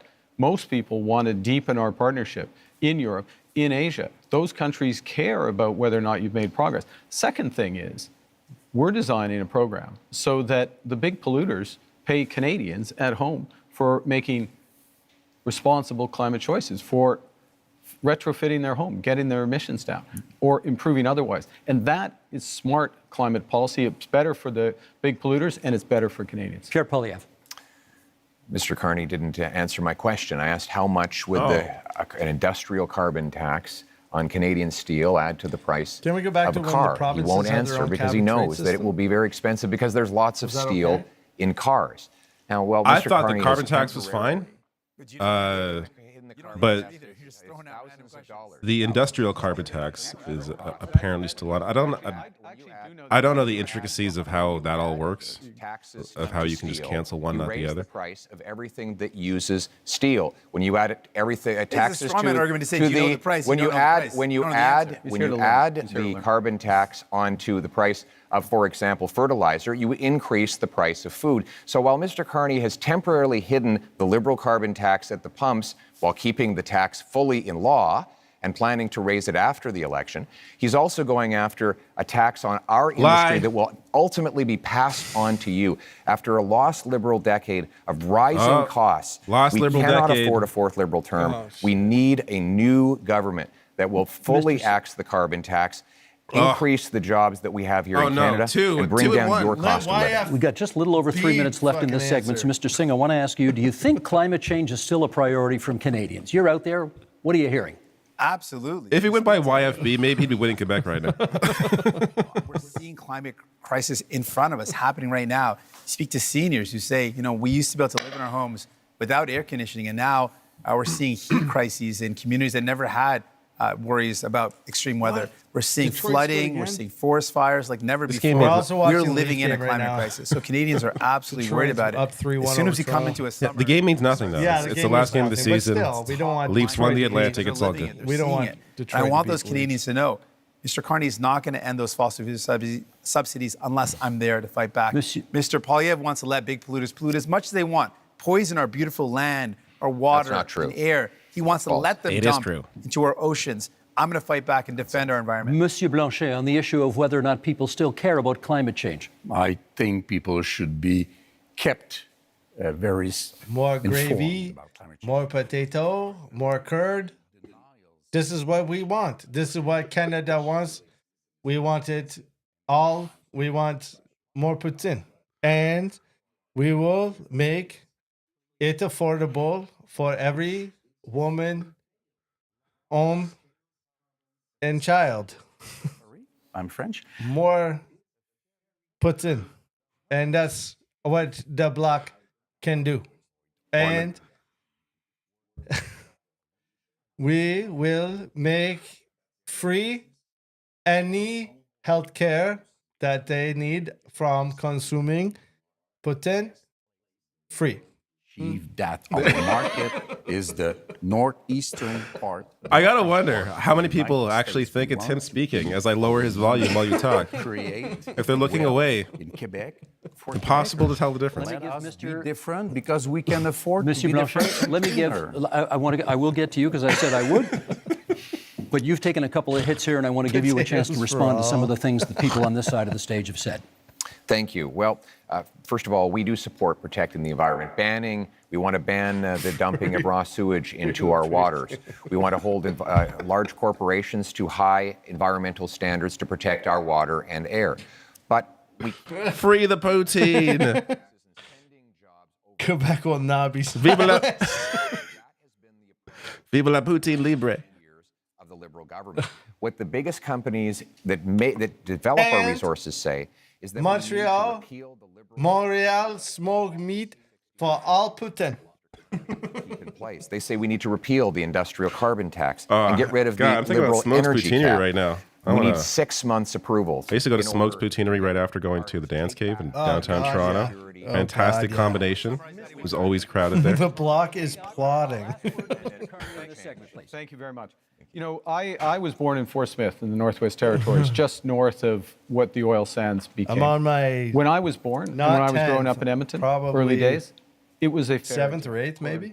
But you know what Which is happened? like nothing for miles. Canadian That's ingenuity, fine. Canadian engineers, Canadian governments, both the Look at federal what the hat government is on and this the Alberta tense beer. government got together and converted this. The worst pollution If I may, in the world, sir. The worst may I pollution finish? in the May I world. finish? May I Nonsense. 10 more It's seconds to false. finish, please. Let him finish his point. That's the opportunity we have. That's the opportunity we have in carbon capture. That's the opportunity we have in small modular reactors. That's the opportunity we have in hydrogen beyond. This country can be a clean energy superpower. My government will help deliver it. And that is time for this segment. Gentlemen, let us go to our final theme, which is called Leading in a Crisis. Canadians know how to weather a storm. Canadians know how to get through a difficult time. If, at the end of the day, we end up with the balance of power, Quebec is safer. Adrian says the Lee's Palace Dance Cave shout out is unreal. Now is the time. What did you point to? Poutine gravy, Canadians are pipeline always across ready when someone else drops the gloves. I thought you already offered that as a promise. Okay, leading in a crisis is a pretty broad theme that allows us to explore many different avenues here. So let's get to it. Mr. Carney. Hey, if you're ever in Dance Cave in 2012, 2013, I was probably there at the same time as you. And 10 of those years were under your party. You have pledged to get us to a balanced budget in 3 years. Question is, how? So let me put this in the context of leading in a crisis, which is in a crisis, you got to plan for the worst. Worst is that the U.S. actually does want to take us over. Secondly, you got to have a plan to build, and that'll include a fiscal plan, and I will get to that in a second. The third thing is you need to respond in a crisis with overwhelming force. You need to think big. You need to move rapidly. The things we've been discussing today are a subset of what we... PP probably uses shredded mozzarella on his poutine. No, man. That's he from uses- Rabbits. He uses He uses cheddar cheese. Yeah, he uses processed cheese. mozzarella on his 9% a poutines. year, operational spending, program spending, away from transfers, away Sorry, from transfers. balance the into budget. Let's 9% a year. focus. We'll slow that Will you to balance 2%. the budget? Who We will cares? focus This is, I don't even on- care what he's talking about. You don't need to balance the fucking budget. A government is not a company. It's not a household. The great thing that Carney is doing is he is separating investment from spending, which is really just still spending, but he's calling it investing when in terms of like housing. That's an investment. So he's not counting it as spending, even though it is. But that's a better way to discuss this. Our party supported donating missiles that the Canadian military was decommissioning. Missiles? We supported funds and other armaments to Why did they back change the the topic? Ukrainians Okay. in the defense of their sovereignty.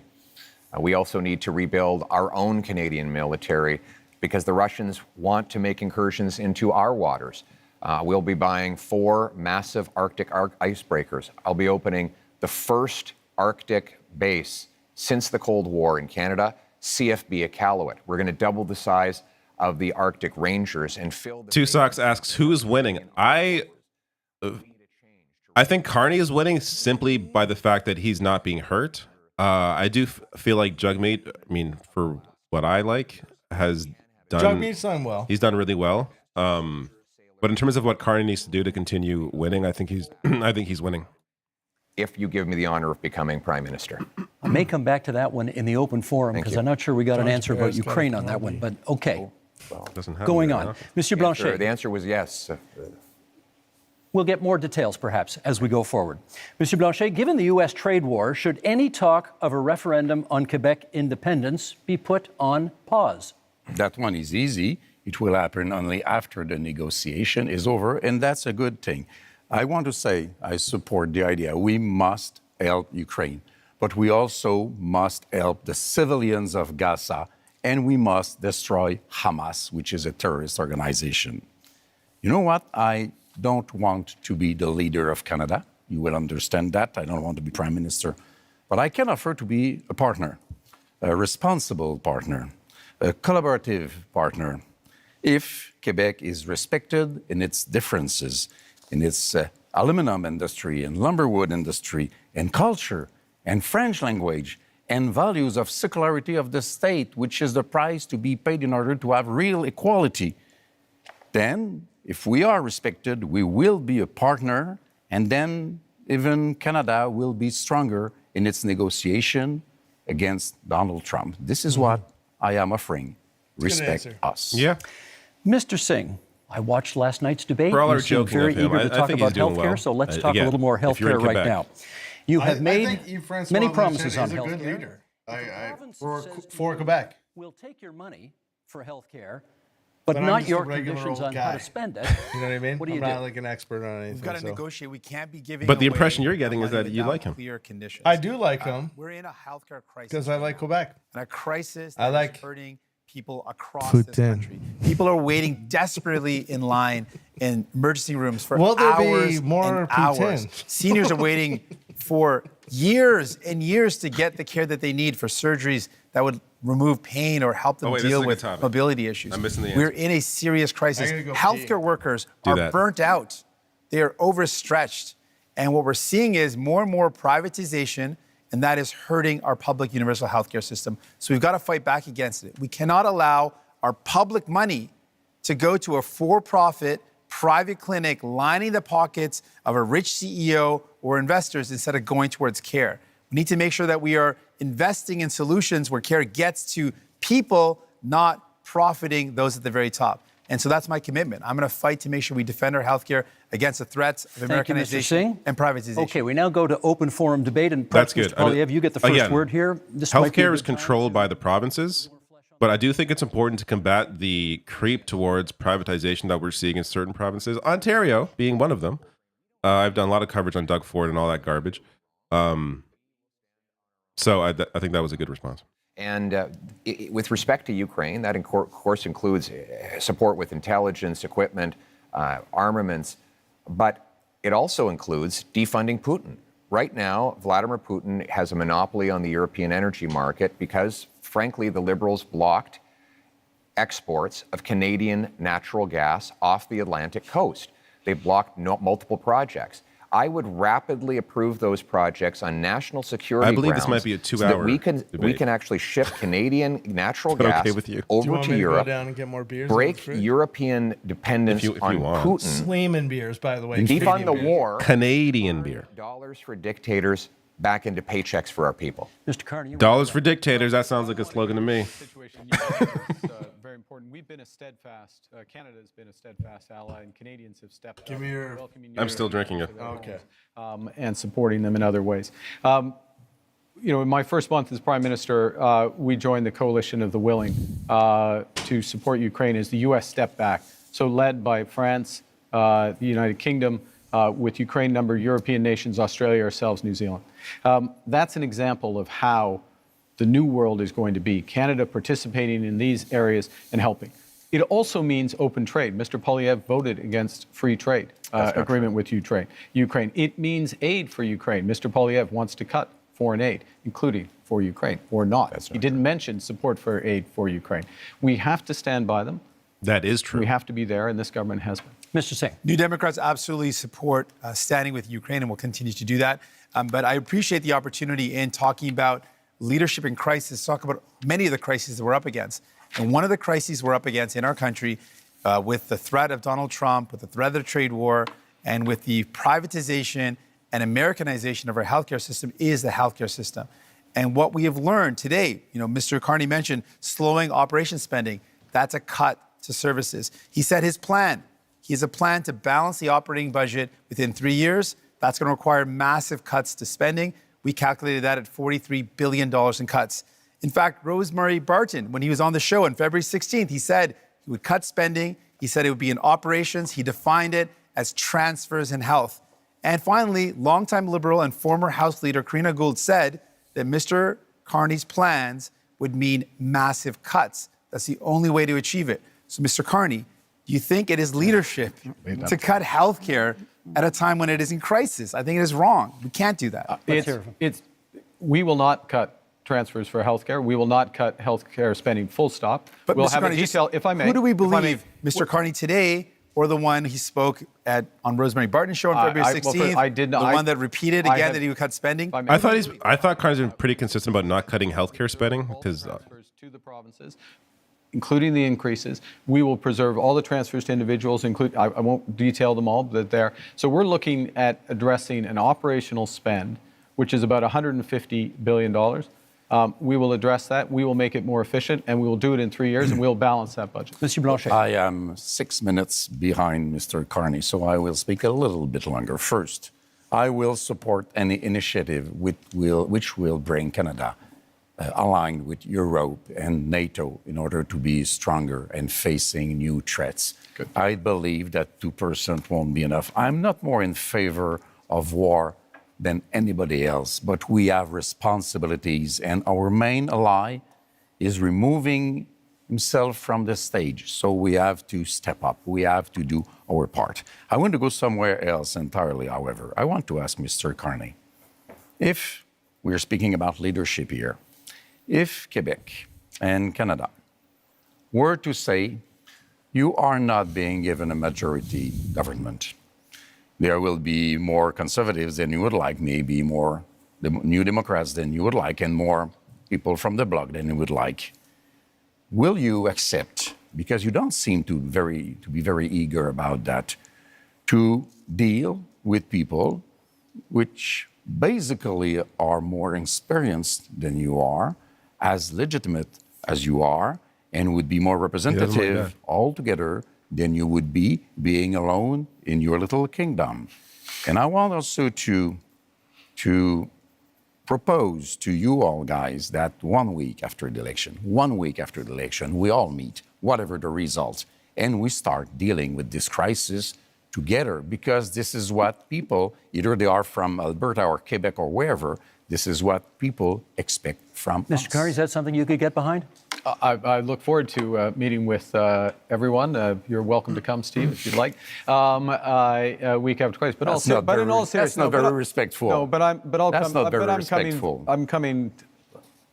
On peut jaser un peu. Okay, I will. Okay. I come to the core. On jase. Yeah. Okay. I'll come to the core. Look, in a crisis, yes, you need a team, and you need to bring the country along with you. So what I did in the first week was to bring the premiers together, meet with all the Indigenous leaders, and move forward in that context. Now, the question is, who's going to lead out of this? Whoever leads out of this, if I may, Mr. Blanchet, whoever you smell like smoke. Whoever's going to lead out of this is going to need to work. Everyone tell Miles how bad smoking is for you. I only smoke when I drink. To bring them forward in a united front. And if I'll make this last point, one of the things that has happened, which is a credit to those people at home, is that Canadians are coming together. And it's our responsibility to meet the strength of Canadian unity. Still lacking. I have one small point to make. You will be elected, if you are elected in the parliament, where there are other leaders. I don't know if he called you or Mr. Poilievre. I don't know if he called you. 2025 heart. Oh, heartbreak. Sorry. Oh yeah, heartbreak. I only smoke when I drink, guys. I'm like Yves-Francois Blanchette. Yves-Francois Blanchette definitely smokes. Everybody in Quebec smokes. Okay. After a poutine. Before a poutine and after a poutine. Smoked poutine. Smoke them if you got them. You brought up Gaza earlier, and I think do our audience would be chew interested Nicorette gum. in I don't hearing do your views on the other Zins. major But international maybe I will crisis do Zins facing soon. the I just world want to get right now. before we get that, just to Smoke finish up with salmon. healthcare, Yeah, I just wanna baby. speak to Love healthcare smoked workers salmon. right now who are Smoking deeply is worried bad, about the okay? status of our healthcare system. To Canadians who believe and love our universal public healthcare system. To patients who are stressed out. If you're worried about which Mr. Carney to believe, meat the one poutine, today or the yes. one who spoke on previous shows and said he would Mr. cut, Singh, I vote for think- New Democrats, and we will fight to defend our healthcare. think you're We will surprised. never I'm let actually people not like worried you about what you have to say healthcare about under this a question. liberal We have less government than at 5 all, minutes to go personally. No, here. definitely not. What role should Canada play? The- I actually prefer it. Again, provincial is what you have to focus on when it comes to healthcare. I don't think Carney's going to be cutting healthcare. I feel like the Liberal government has always been able to give money to. Oh wait, healthcare. here's a Gaza question. And more importantly, the terror sponsors in Tehran who initiated the attacks, the horrific attacks of October 7th. We need to defeat the terrorists so that all the peoples of the world can live in peace. So does that and include the Israeli defend government? The right of, yes, Are we gonna be- Palestinians to have Pierre their Poilievre has own been lives free fucking from the oppression of disgusting Hamas on this issue. dictators and Iranian intervention, while Israel has the ability to live in freedom and peace. But I also want to say we need to get back to the Canadian tradition, which is that when people come to this country, they leave foreign conflicts behind. The rampaging riots targeting Jewish communities is utterly unacceptable, and it points to the growing chaos that we see on our streets. He's talking about protests against genocide, the rampaging riots. That's what he's referring to.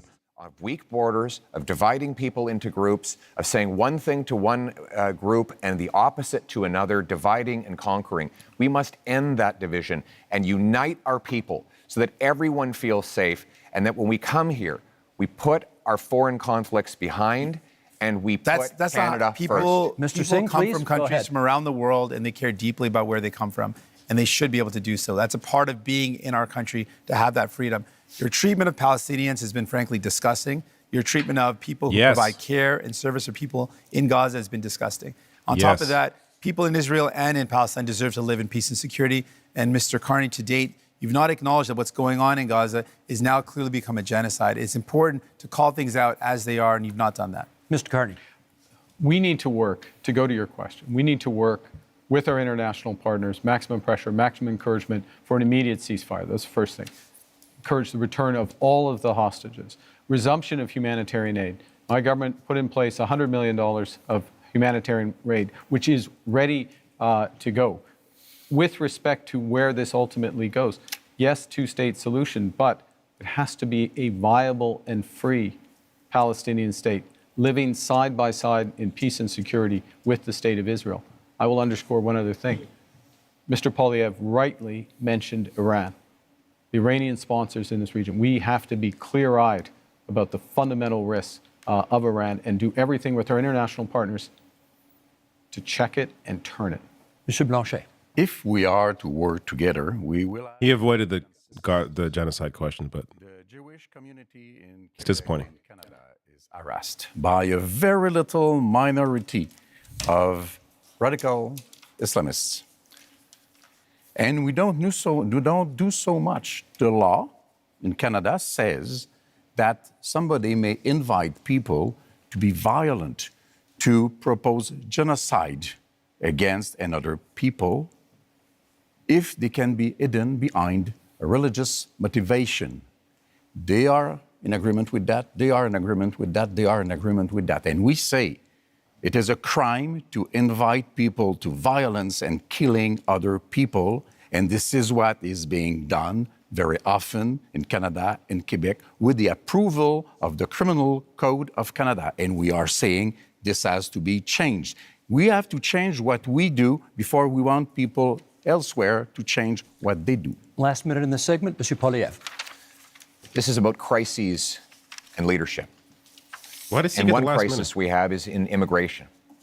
Because of this Liberal government's commitment to a radical policy called the Century Initiative, which seeks to bring our population up to 100 million people. They have allowed massive overcrowding in our communities. That has caused housing shortages, job shortages, blame immigration and healthcare for the shortages. fault of your government. And if I could, The fact that you did sorry, not I didn't housing interrupt you. Immigration I did has not nothing interrupt to you. do with I did not housing. interrupt you. Don't blame. I do not blame your fight, but let him finish. Come from I do not blame other immigrants. I countries blame the to, Liberal like, government.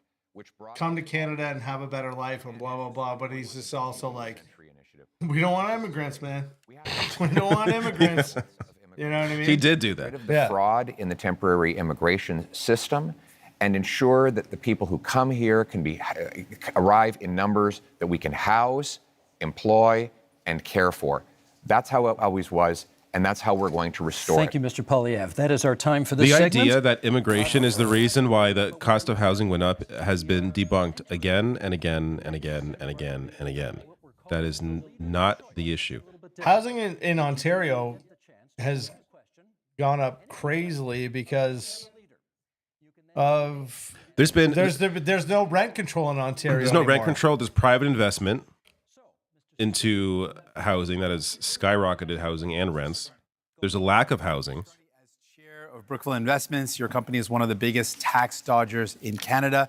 As chair, you approved decisions where Brookfield Investments bought up affordable homes, kicked out the tenants, and jacked up the rates.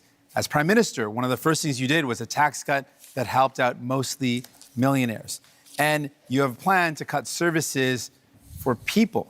Now, I expect that of Mr. Pierre Poilievre and the Conservatives. That's very much a Conservative plan. But my concern is that doesn't sound like what people want for a Liberal leader. So my question to you is, Mr. Carney, whose side are you really on? Thank you very much for that question, Mr. Singh. I'm on the side of Canadians. I'm in this for Canadians. I work for Canadians. But your track record doesn't show that, though. No, I have a track record of public service for this country. Go back to something Mr. Blanchet referenced earlier, which is have I resolved any crises? We're in Quebec. If you ask anyone in the finance industry, if you ask anyone in government in Quebec in 2008, they'll know that I resolved the biggest crisis in Quebec. Yeah, you won't have fun. Good, but 60 million. But I'm This in is for fairness these two only. with Mr. This is Singh. for these two. Mr. Singh. Yes, I have had a long career in the private sector. I'm proud of that career. I've always acted with integrity, and it brings me with experience that I can apply But no one's in this questioning your moment, integrity, in moment sir. of crisis. And you certainly have served the country. But the problem is, who have you served? You've served to benefit those at the very top. You jacked up the price of homes for people living in affordable homes as a strategic decision. You dodged taxes. And then your decisions as Prime Minister show you're not prioritizing people, but you're prioritizing big business, billionaires. So what have we done as a government directly? So we've gone directly to workers using all of our proceeds from the tariffs, committing all of them for workers, the workers most affected in industries. The employment insurance isn't high enough. Unlike others who But the amount, plan though, to let's talk use about them, the use them to cut taxes. We are The amount focused of on. the EI is not high enough, though. You have to accept that. Right now, it's there only will covering- be additional programs. I am fully confident that the next government, whatever government is formed, or certainly if I'm in the next government, we will make additional programs. But you didn't do that for so those far, workers. though. Well, I can't. You could have. You couldn't, given that we're in an election process. You could have increased the amount, though. May I make a core point here, if I may, which is that when you think about workers here today and people watching at home, particularly younger people, there is an enormous opportunity in the trades, in the skilled trades. We are going to build this country in a way that has not been seen before. We are literally talking about hundreds of thousands, not jobs, but careers But I in think the people are trade. worried, Mr. And Carney, that's that- why we're investing in apprenticeships and mid-career But I training. think people are worried, Mr. Carney, if New Democrats aren't there to force Liberals to make sure they remember about people they will forget. Gentlemen, that is time. Thank you for that. Monsieur Blanchet, you have the next question. To whom would you like to put it? Mr. Carney, you avoided quite. I feel quite. I'm muted. I would say. I wonder if all that skillfully. interrupting actually benefited him.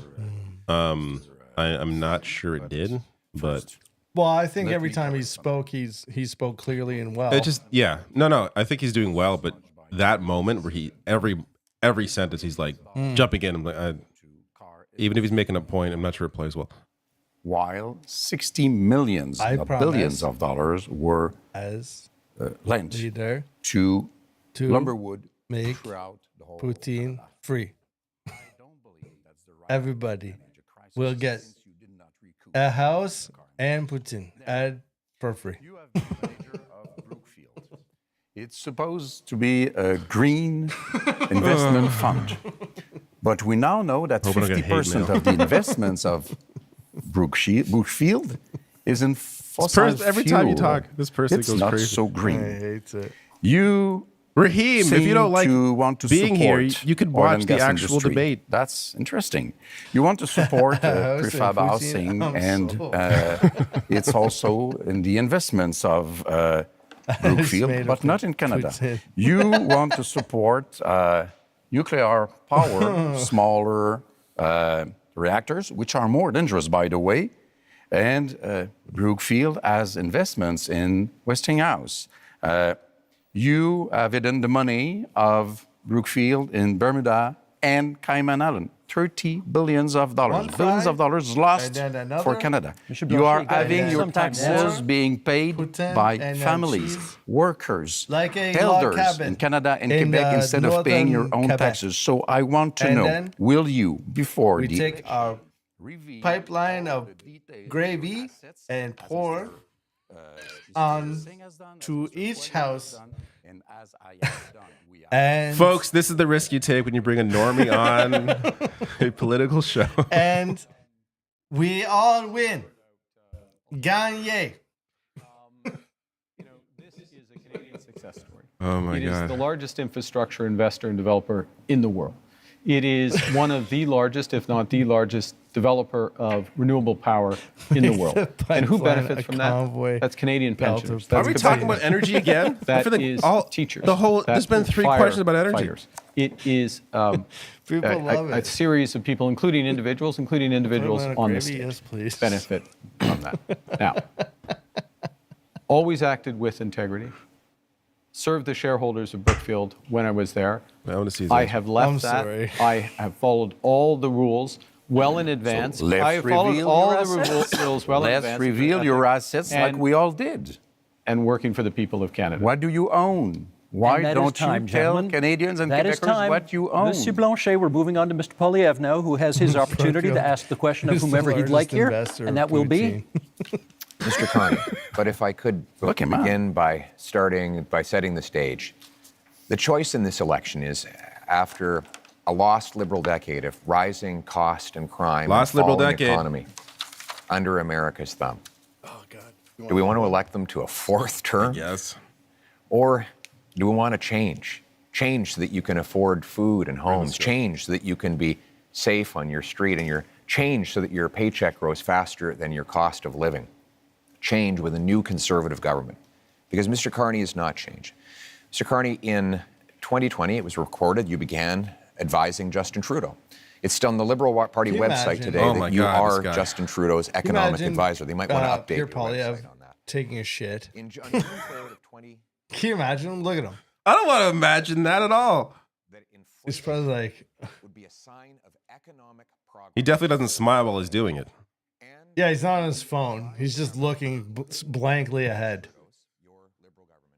Just Thinking about Trudeau. staring right on the Been wall. Thinking about like slogans like X the tax. Sell the homes. He's probably always strategizing. Just as what's a new slogan I can come up with? Yeah. It's like wipe the ass. Wipe We're the- gonna wipe the ass of Canada.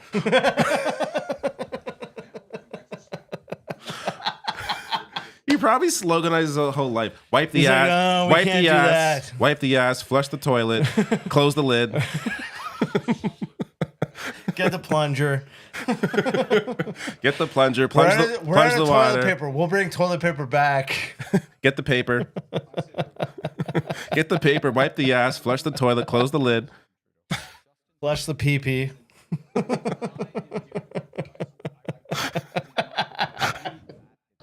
I did not provide any of It's that. on the Liberal Party I'm website. sorry. Well, Are you accusing your Liberal Party of lying about your role? This is- Because Why it would they says lie today you about can go to this? the Liberal Party website now, and it says that you I were think Justin Trudeau's economic advisor. the way you judge, An advisor is not the prime minister. It's an advisor. One person you speak to of many. Dipshit. twice I was a central bank We're gonna governor. take a crab And in on both Canadians. cases, No, I'm asking- if I may, in both cases when I was responsible for inflation, inflation was less than 2%. I'll add that when I was here responsible Sir. for the Bank of Canada, inflation was less than 2%.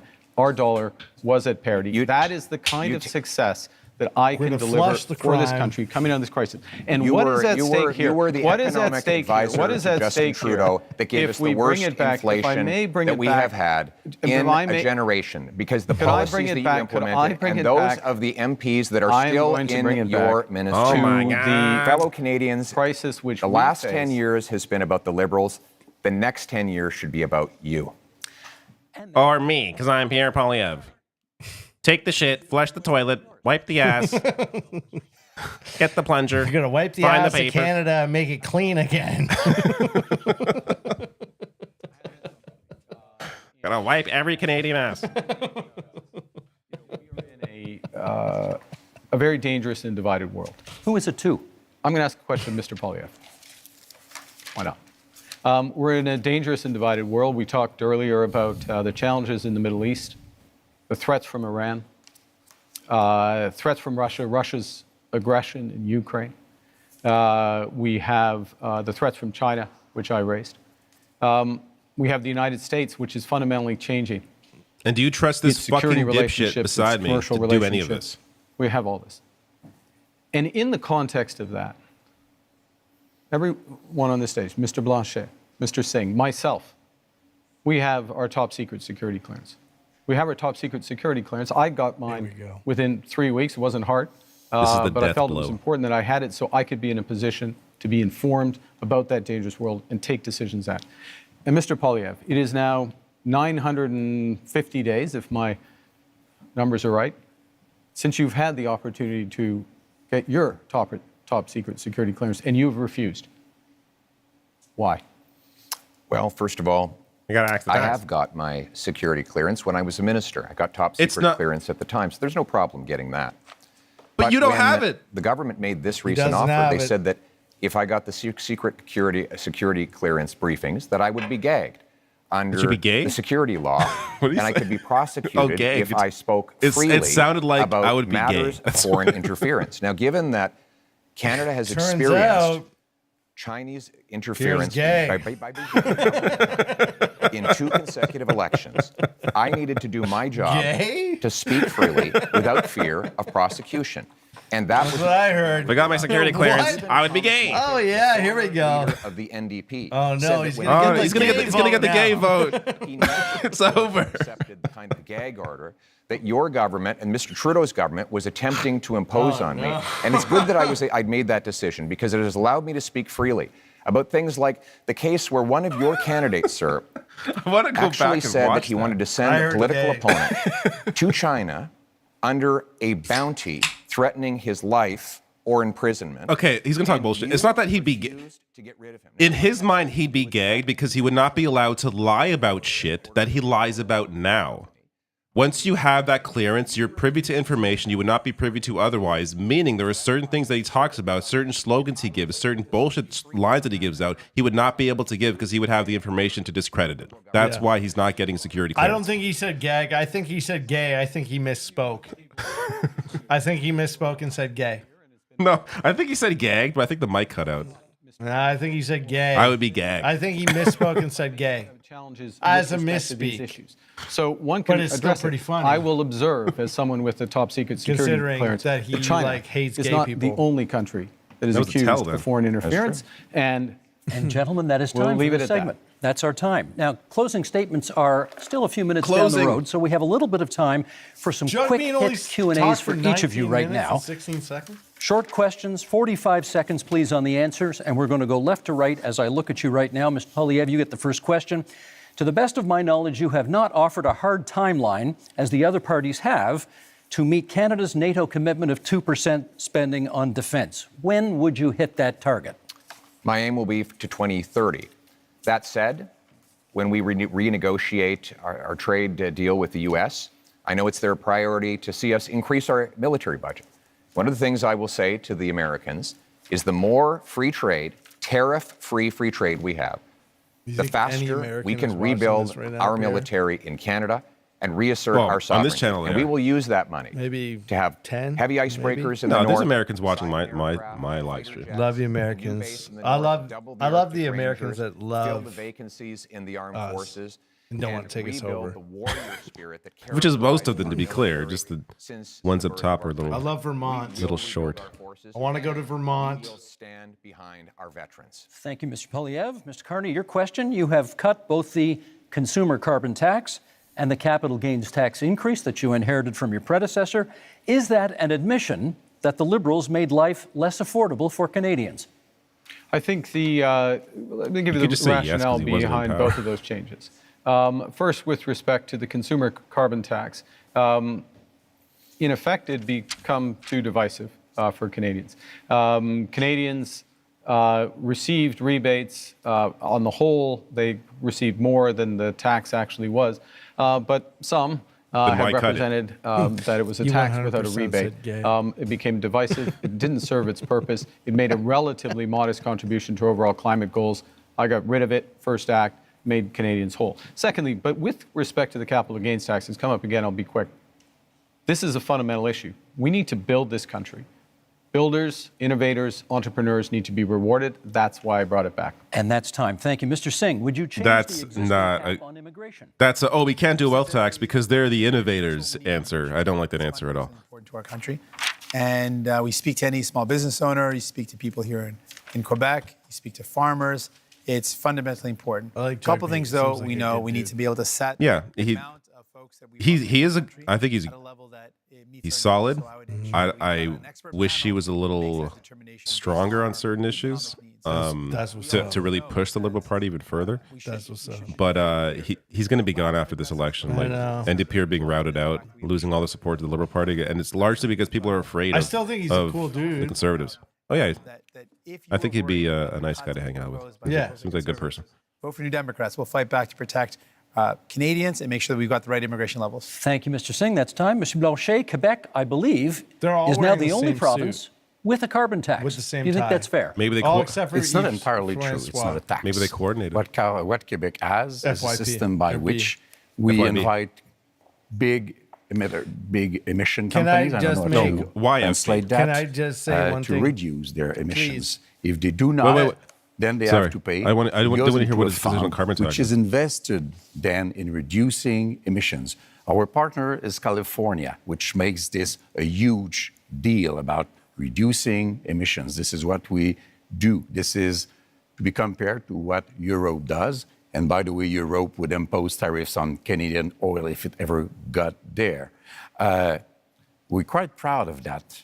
And we have to be responsible because this is much less expensive than Merci, doing Mr. nothing to Blanchet. fight climate That's time. We're going to do another set of quick Give me hits here. Putin.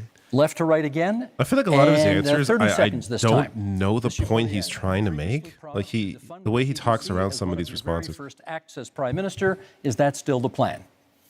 Yes, CBC will continue to operate as a self-funded, Canadian-owned and controlled non-for-profit that raises money like other media organizations through sponsorships, subscriptions, advertising, licensing fees, and countless other things that will ensure Canadians who still want to listen and view its content. He doesn't want the CBC funded because they're one of the few places that actually look into the corruption of corporations. I've discussed it in a previous video. Very few corporate-backed media entities look into other big companies for obvious reasons. They're all capitalists. They're all big companies.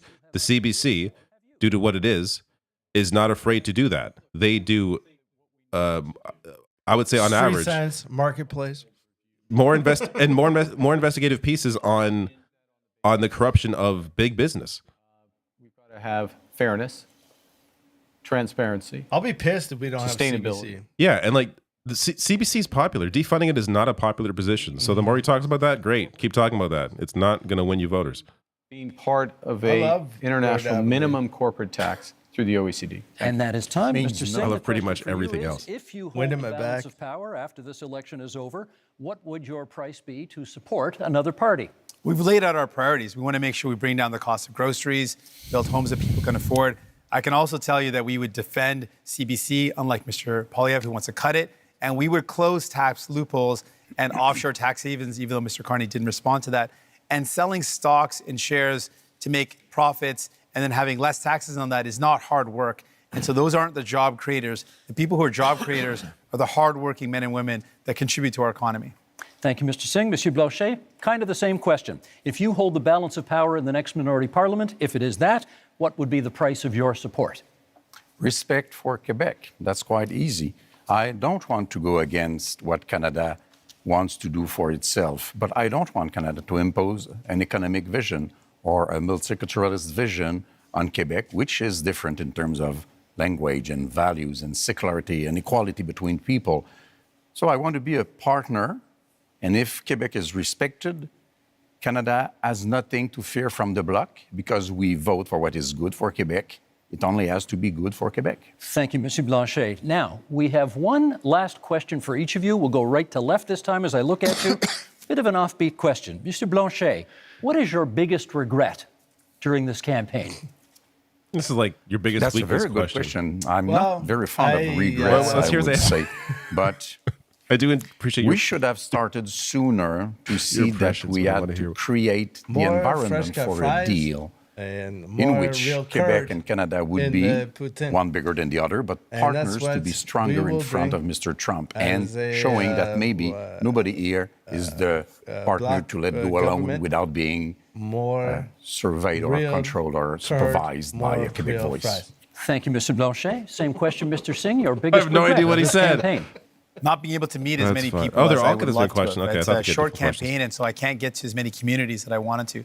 I think one of the honors of my job is to be able to meet people and to hear their stories, and then to take their stories. That's a and good answer. concerns It's not getting to and as bring many, them to like, that's a Ottawa good, and like, fight for those I am- people. And so I want you to know, even I'm if I not the haven't made it problem. to your community, I'm going to fight like hell to make sure that you're represented, that we never let any government cut our health care, that we That's what you defend the should have values said. that we care so deeply about. We make my life more affordable. Biggest And that's my regret? Poutine in all commitment the to you, even if I schools. didn't Not get to enough see you. That's my poutine. commitment. Thank you, Mr. Singh. Poutine Mr. for lunch Carney, in same every question. school in Biggest regret of the Canada.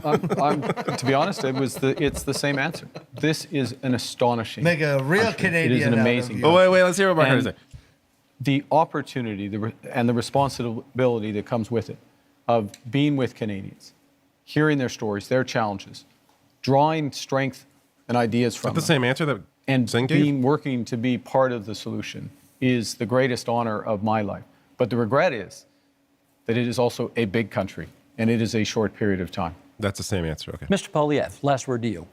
I actually agree with I these agree two with gentlemen. these two. I didn't see enough people. I had a rule that at all my rallies, even when they're really big, I would stand in front of a flag and greet every single person. Did you see how?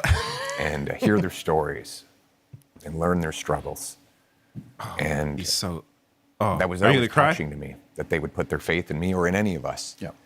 But we've been in such a rush because we have to get off to the next event, so we haven't been able to stop and do that. And I Remember want you that to time know we were in that out there, I haven't Diagolon forgotten about trailer you. and we're super you. drunk. Thank you, Mr. Polyev. Weird. It is time now. I almost believed him. That emotion he put on there. Oh, we have to keep going. We can't meet everybody. It's too many people.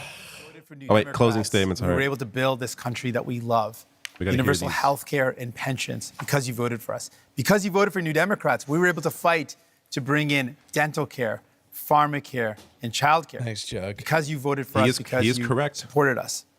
You have the power with your vote to send more New Democrats to Ottawa to continue that fight, to make sure that no government cuts the things that we hold dear, like our health care, to ensure that we can do everything possible to make life more affordable by making it more affordable to buy your groceries and to get a home. I'm asking for your support in this election so that I can continue to fight to defend the things that make Canada, Canada, the things that we hold dear, the things that make us proud to be Canadian. Thank you, Mr. Singh. Mr. Carty. We are facing the biggest crisis of our lifetimes. Donald Trump is trying to fundamentally change the world economy, the trading system. But really what he's trying to do to Canada, he's trying to break us so the US can own us. They want our land, they want our resources, they want our water, they want our country. And we're all going to stand up against Donald Trump. I'm ready.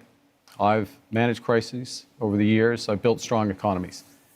We will fight back with counter tariffs. We will protect our workers and those businesses, and we will build the strongest economy. We will build Canada strong.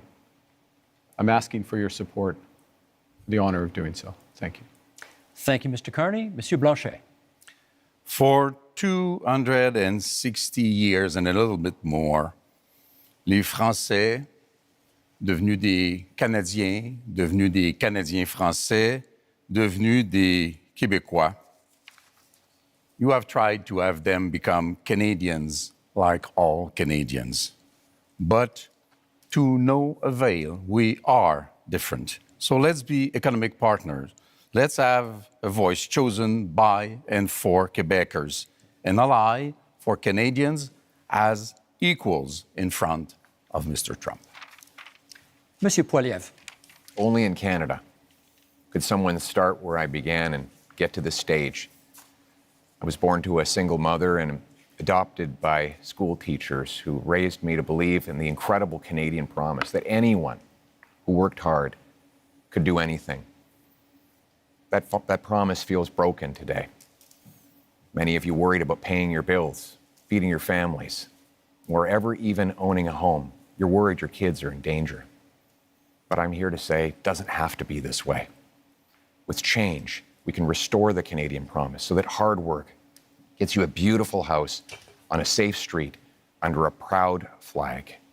We can do it with hope for a change. Gentlemen, thank you for a very spirited debate tonight.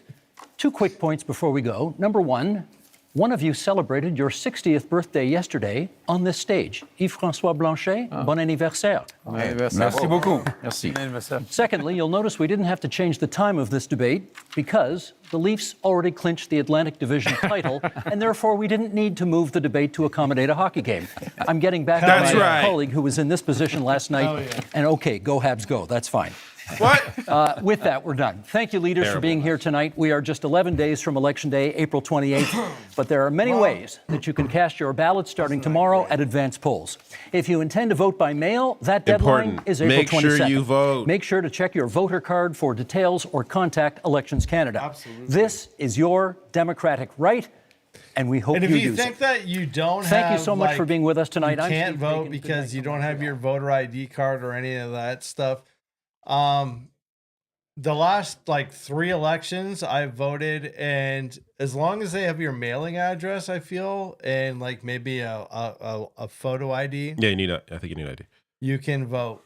Yeah. But also, if you didn't get your card, I think you can still contact Elections Canada. Go to the website, elections.ca. It's very easy to get it. But just look it up. Yeah. Yeah. Very easy to get it. There should be no excuses. I'm going to vote early to make sure I'm not in line on election. Actually, one of the great things about I see the American elections, they're the lines are 3 hours. What's going on here? Mhm. I've never had to wait longer than 2 minutes. Yeah. Anywhere. I don't wait long to vote at all. Yeah.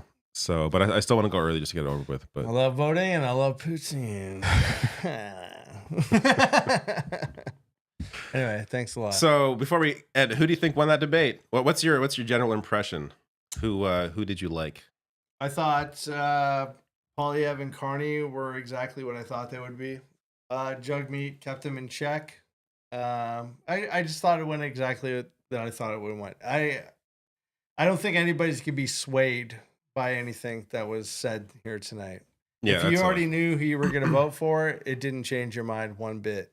Yeah, I feel the same way. I don't think this moved I don't think Pierre Poilievre moved anybody back to him.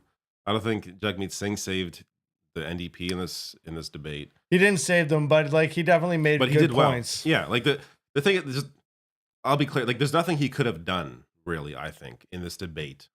Again, it's a debate. Let's be real. It's between the conservatives and liberals. Yeah. There's no other parties that are involved, really. It's a very unique time where people are rightly worried because of Trump. They want somebody who is not a dipshit. Yeah. They want to be clear about that. They want to ensure that there isn't even a chance of Pierre Poilievre becoming leader, which is why the NDP have bled so much of their support. People that are more progressive, left-leaning, want to see policies coming to help people. That they're still leaning liberal because they want to see. I feel I know personally NDP voters that are voting liberal just because they want Carney. They just want Carney. They just know that Singh is not going to win, and they want Carney to.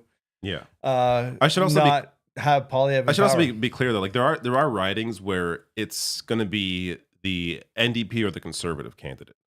There are ridings where, if you're in an NDP riding with a strong NDP MP, I assume you know where that who you are. Next Make election, sure you're not wasting your vote on a Liberal Party that's not going to win that riding.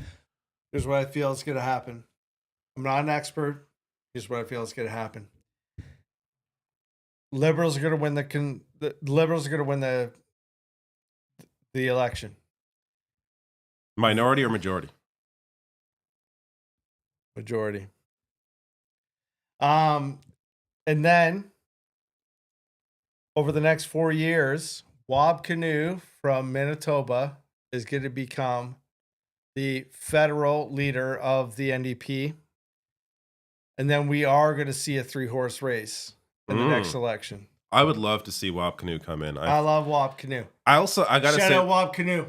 I also gotta say I like Matthew Green in Hamilton. Also a solid NDP MP. I think I could see him being the next NDP leader as well. I think there's going to be a solid NDP leadership race. Yeah. Again, nothing against Jagmeet Singh. He just didn't get it done. While he was in power. And he's been in power for a while now. And part of it's not his fault. Like right now, it's not. No, it's. I don't think any NDP leader at this point would have done well. It's not necessarily because of him. Yeah. It's just the situation that we're all in. Yeah. But I agree. I do think the NDP have some good prospects for the future. So we will see. Thanks for watching. Thank you all, and enjoy Nespatin. See you all later. Goodbye.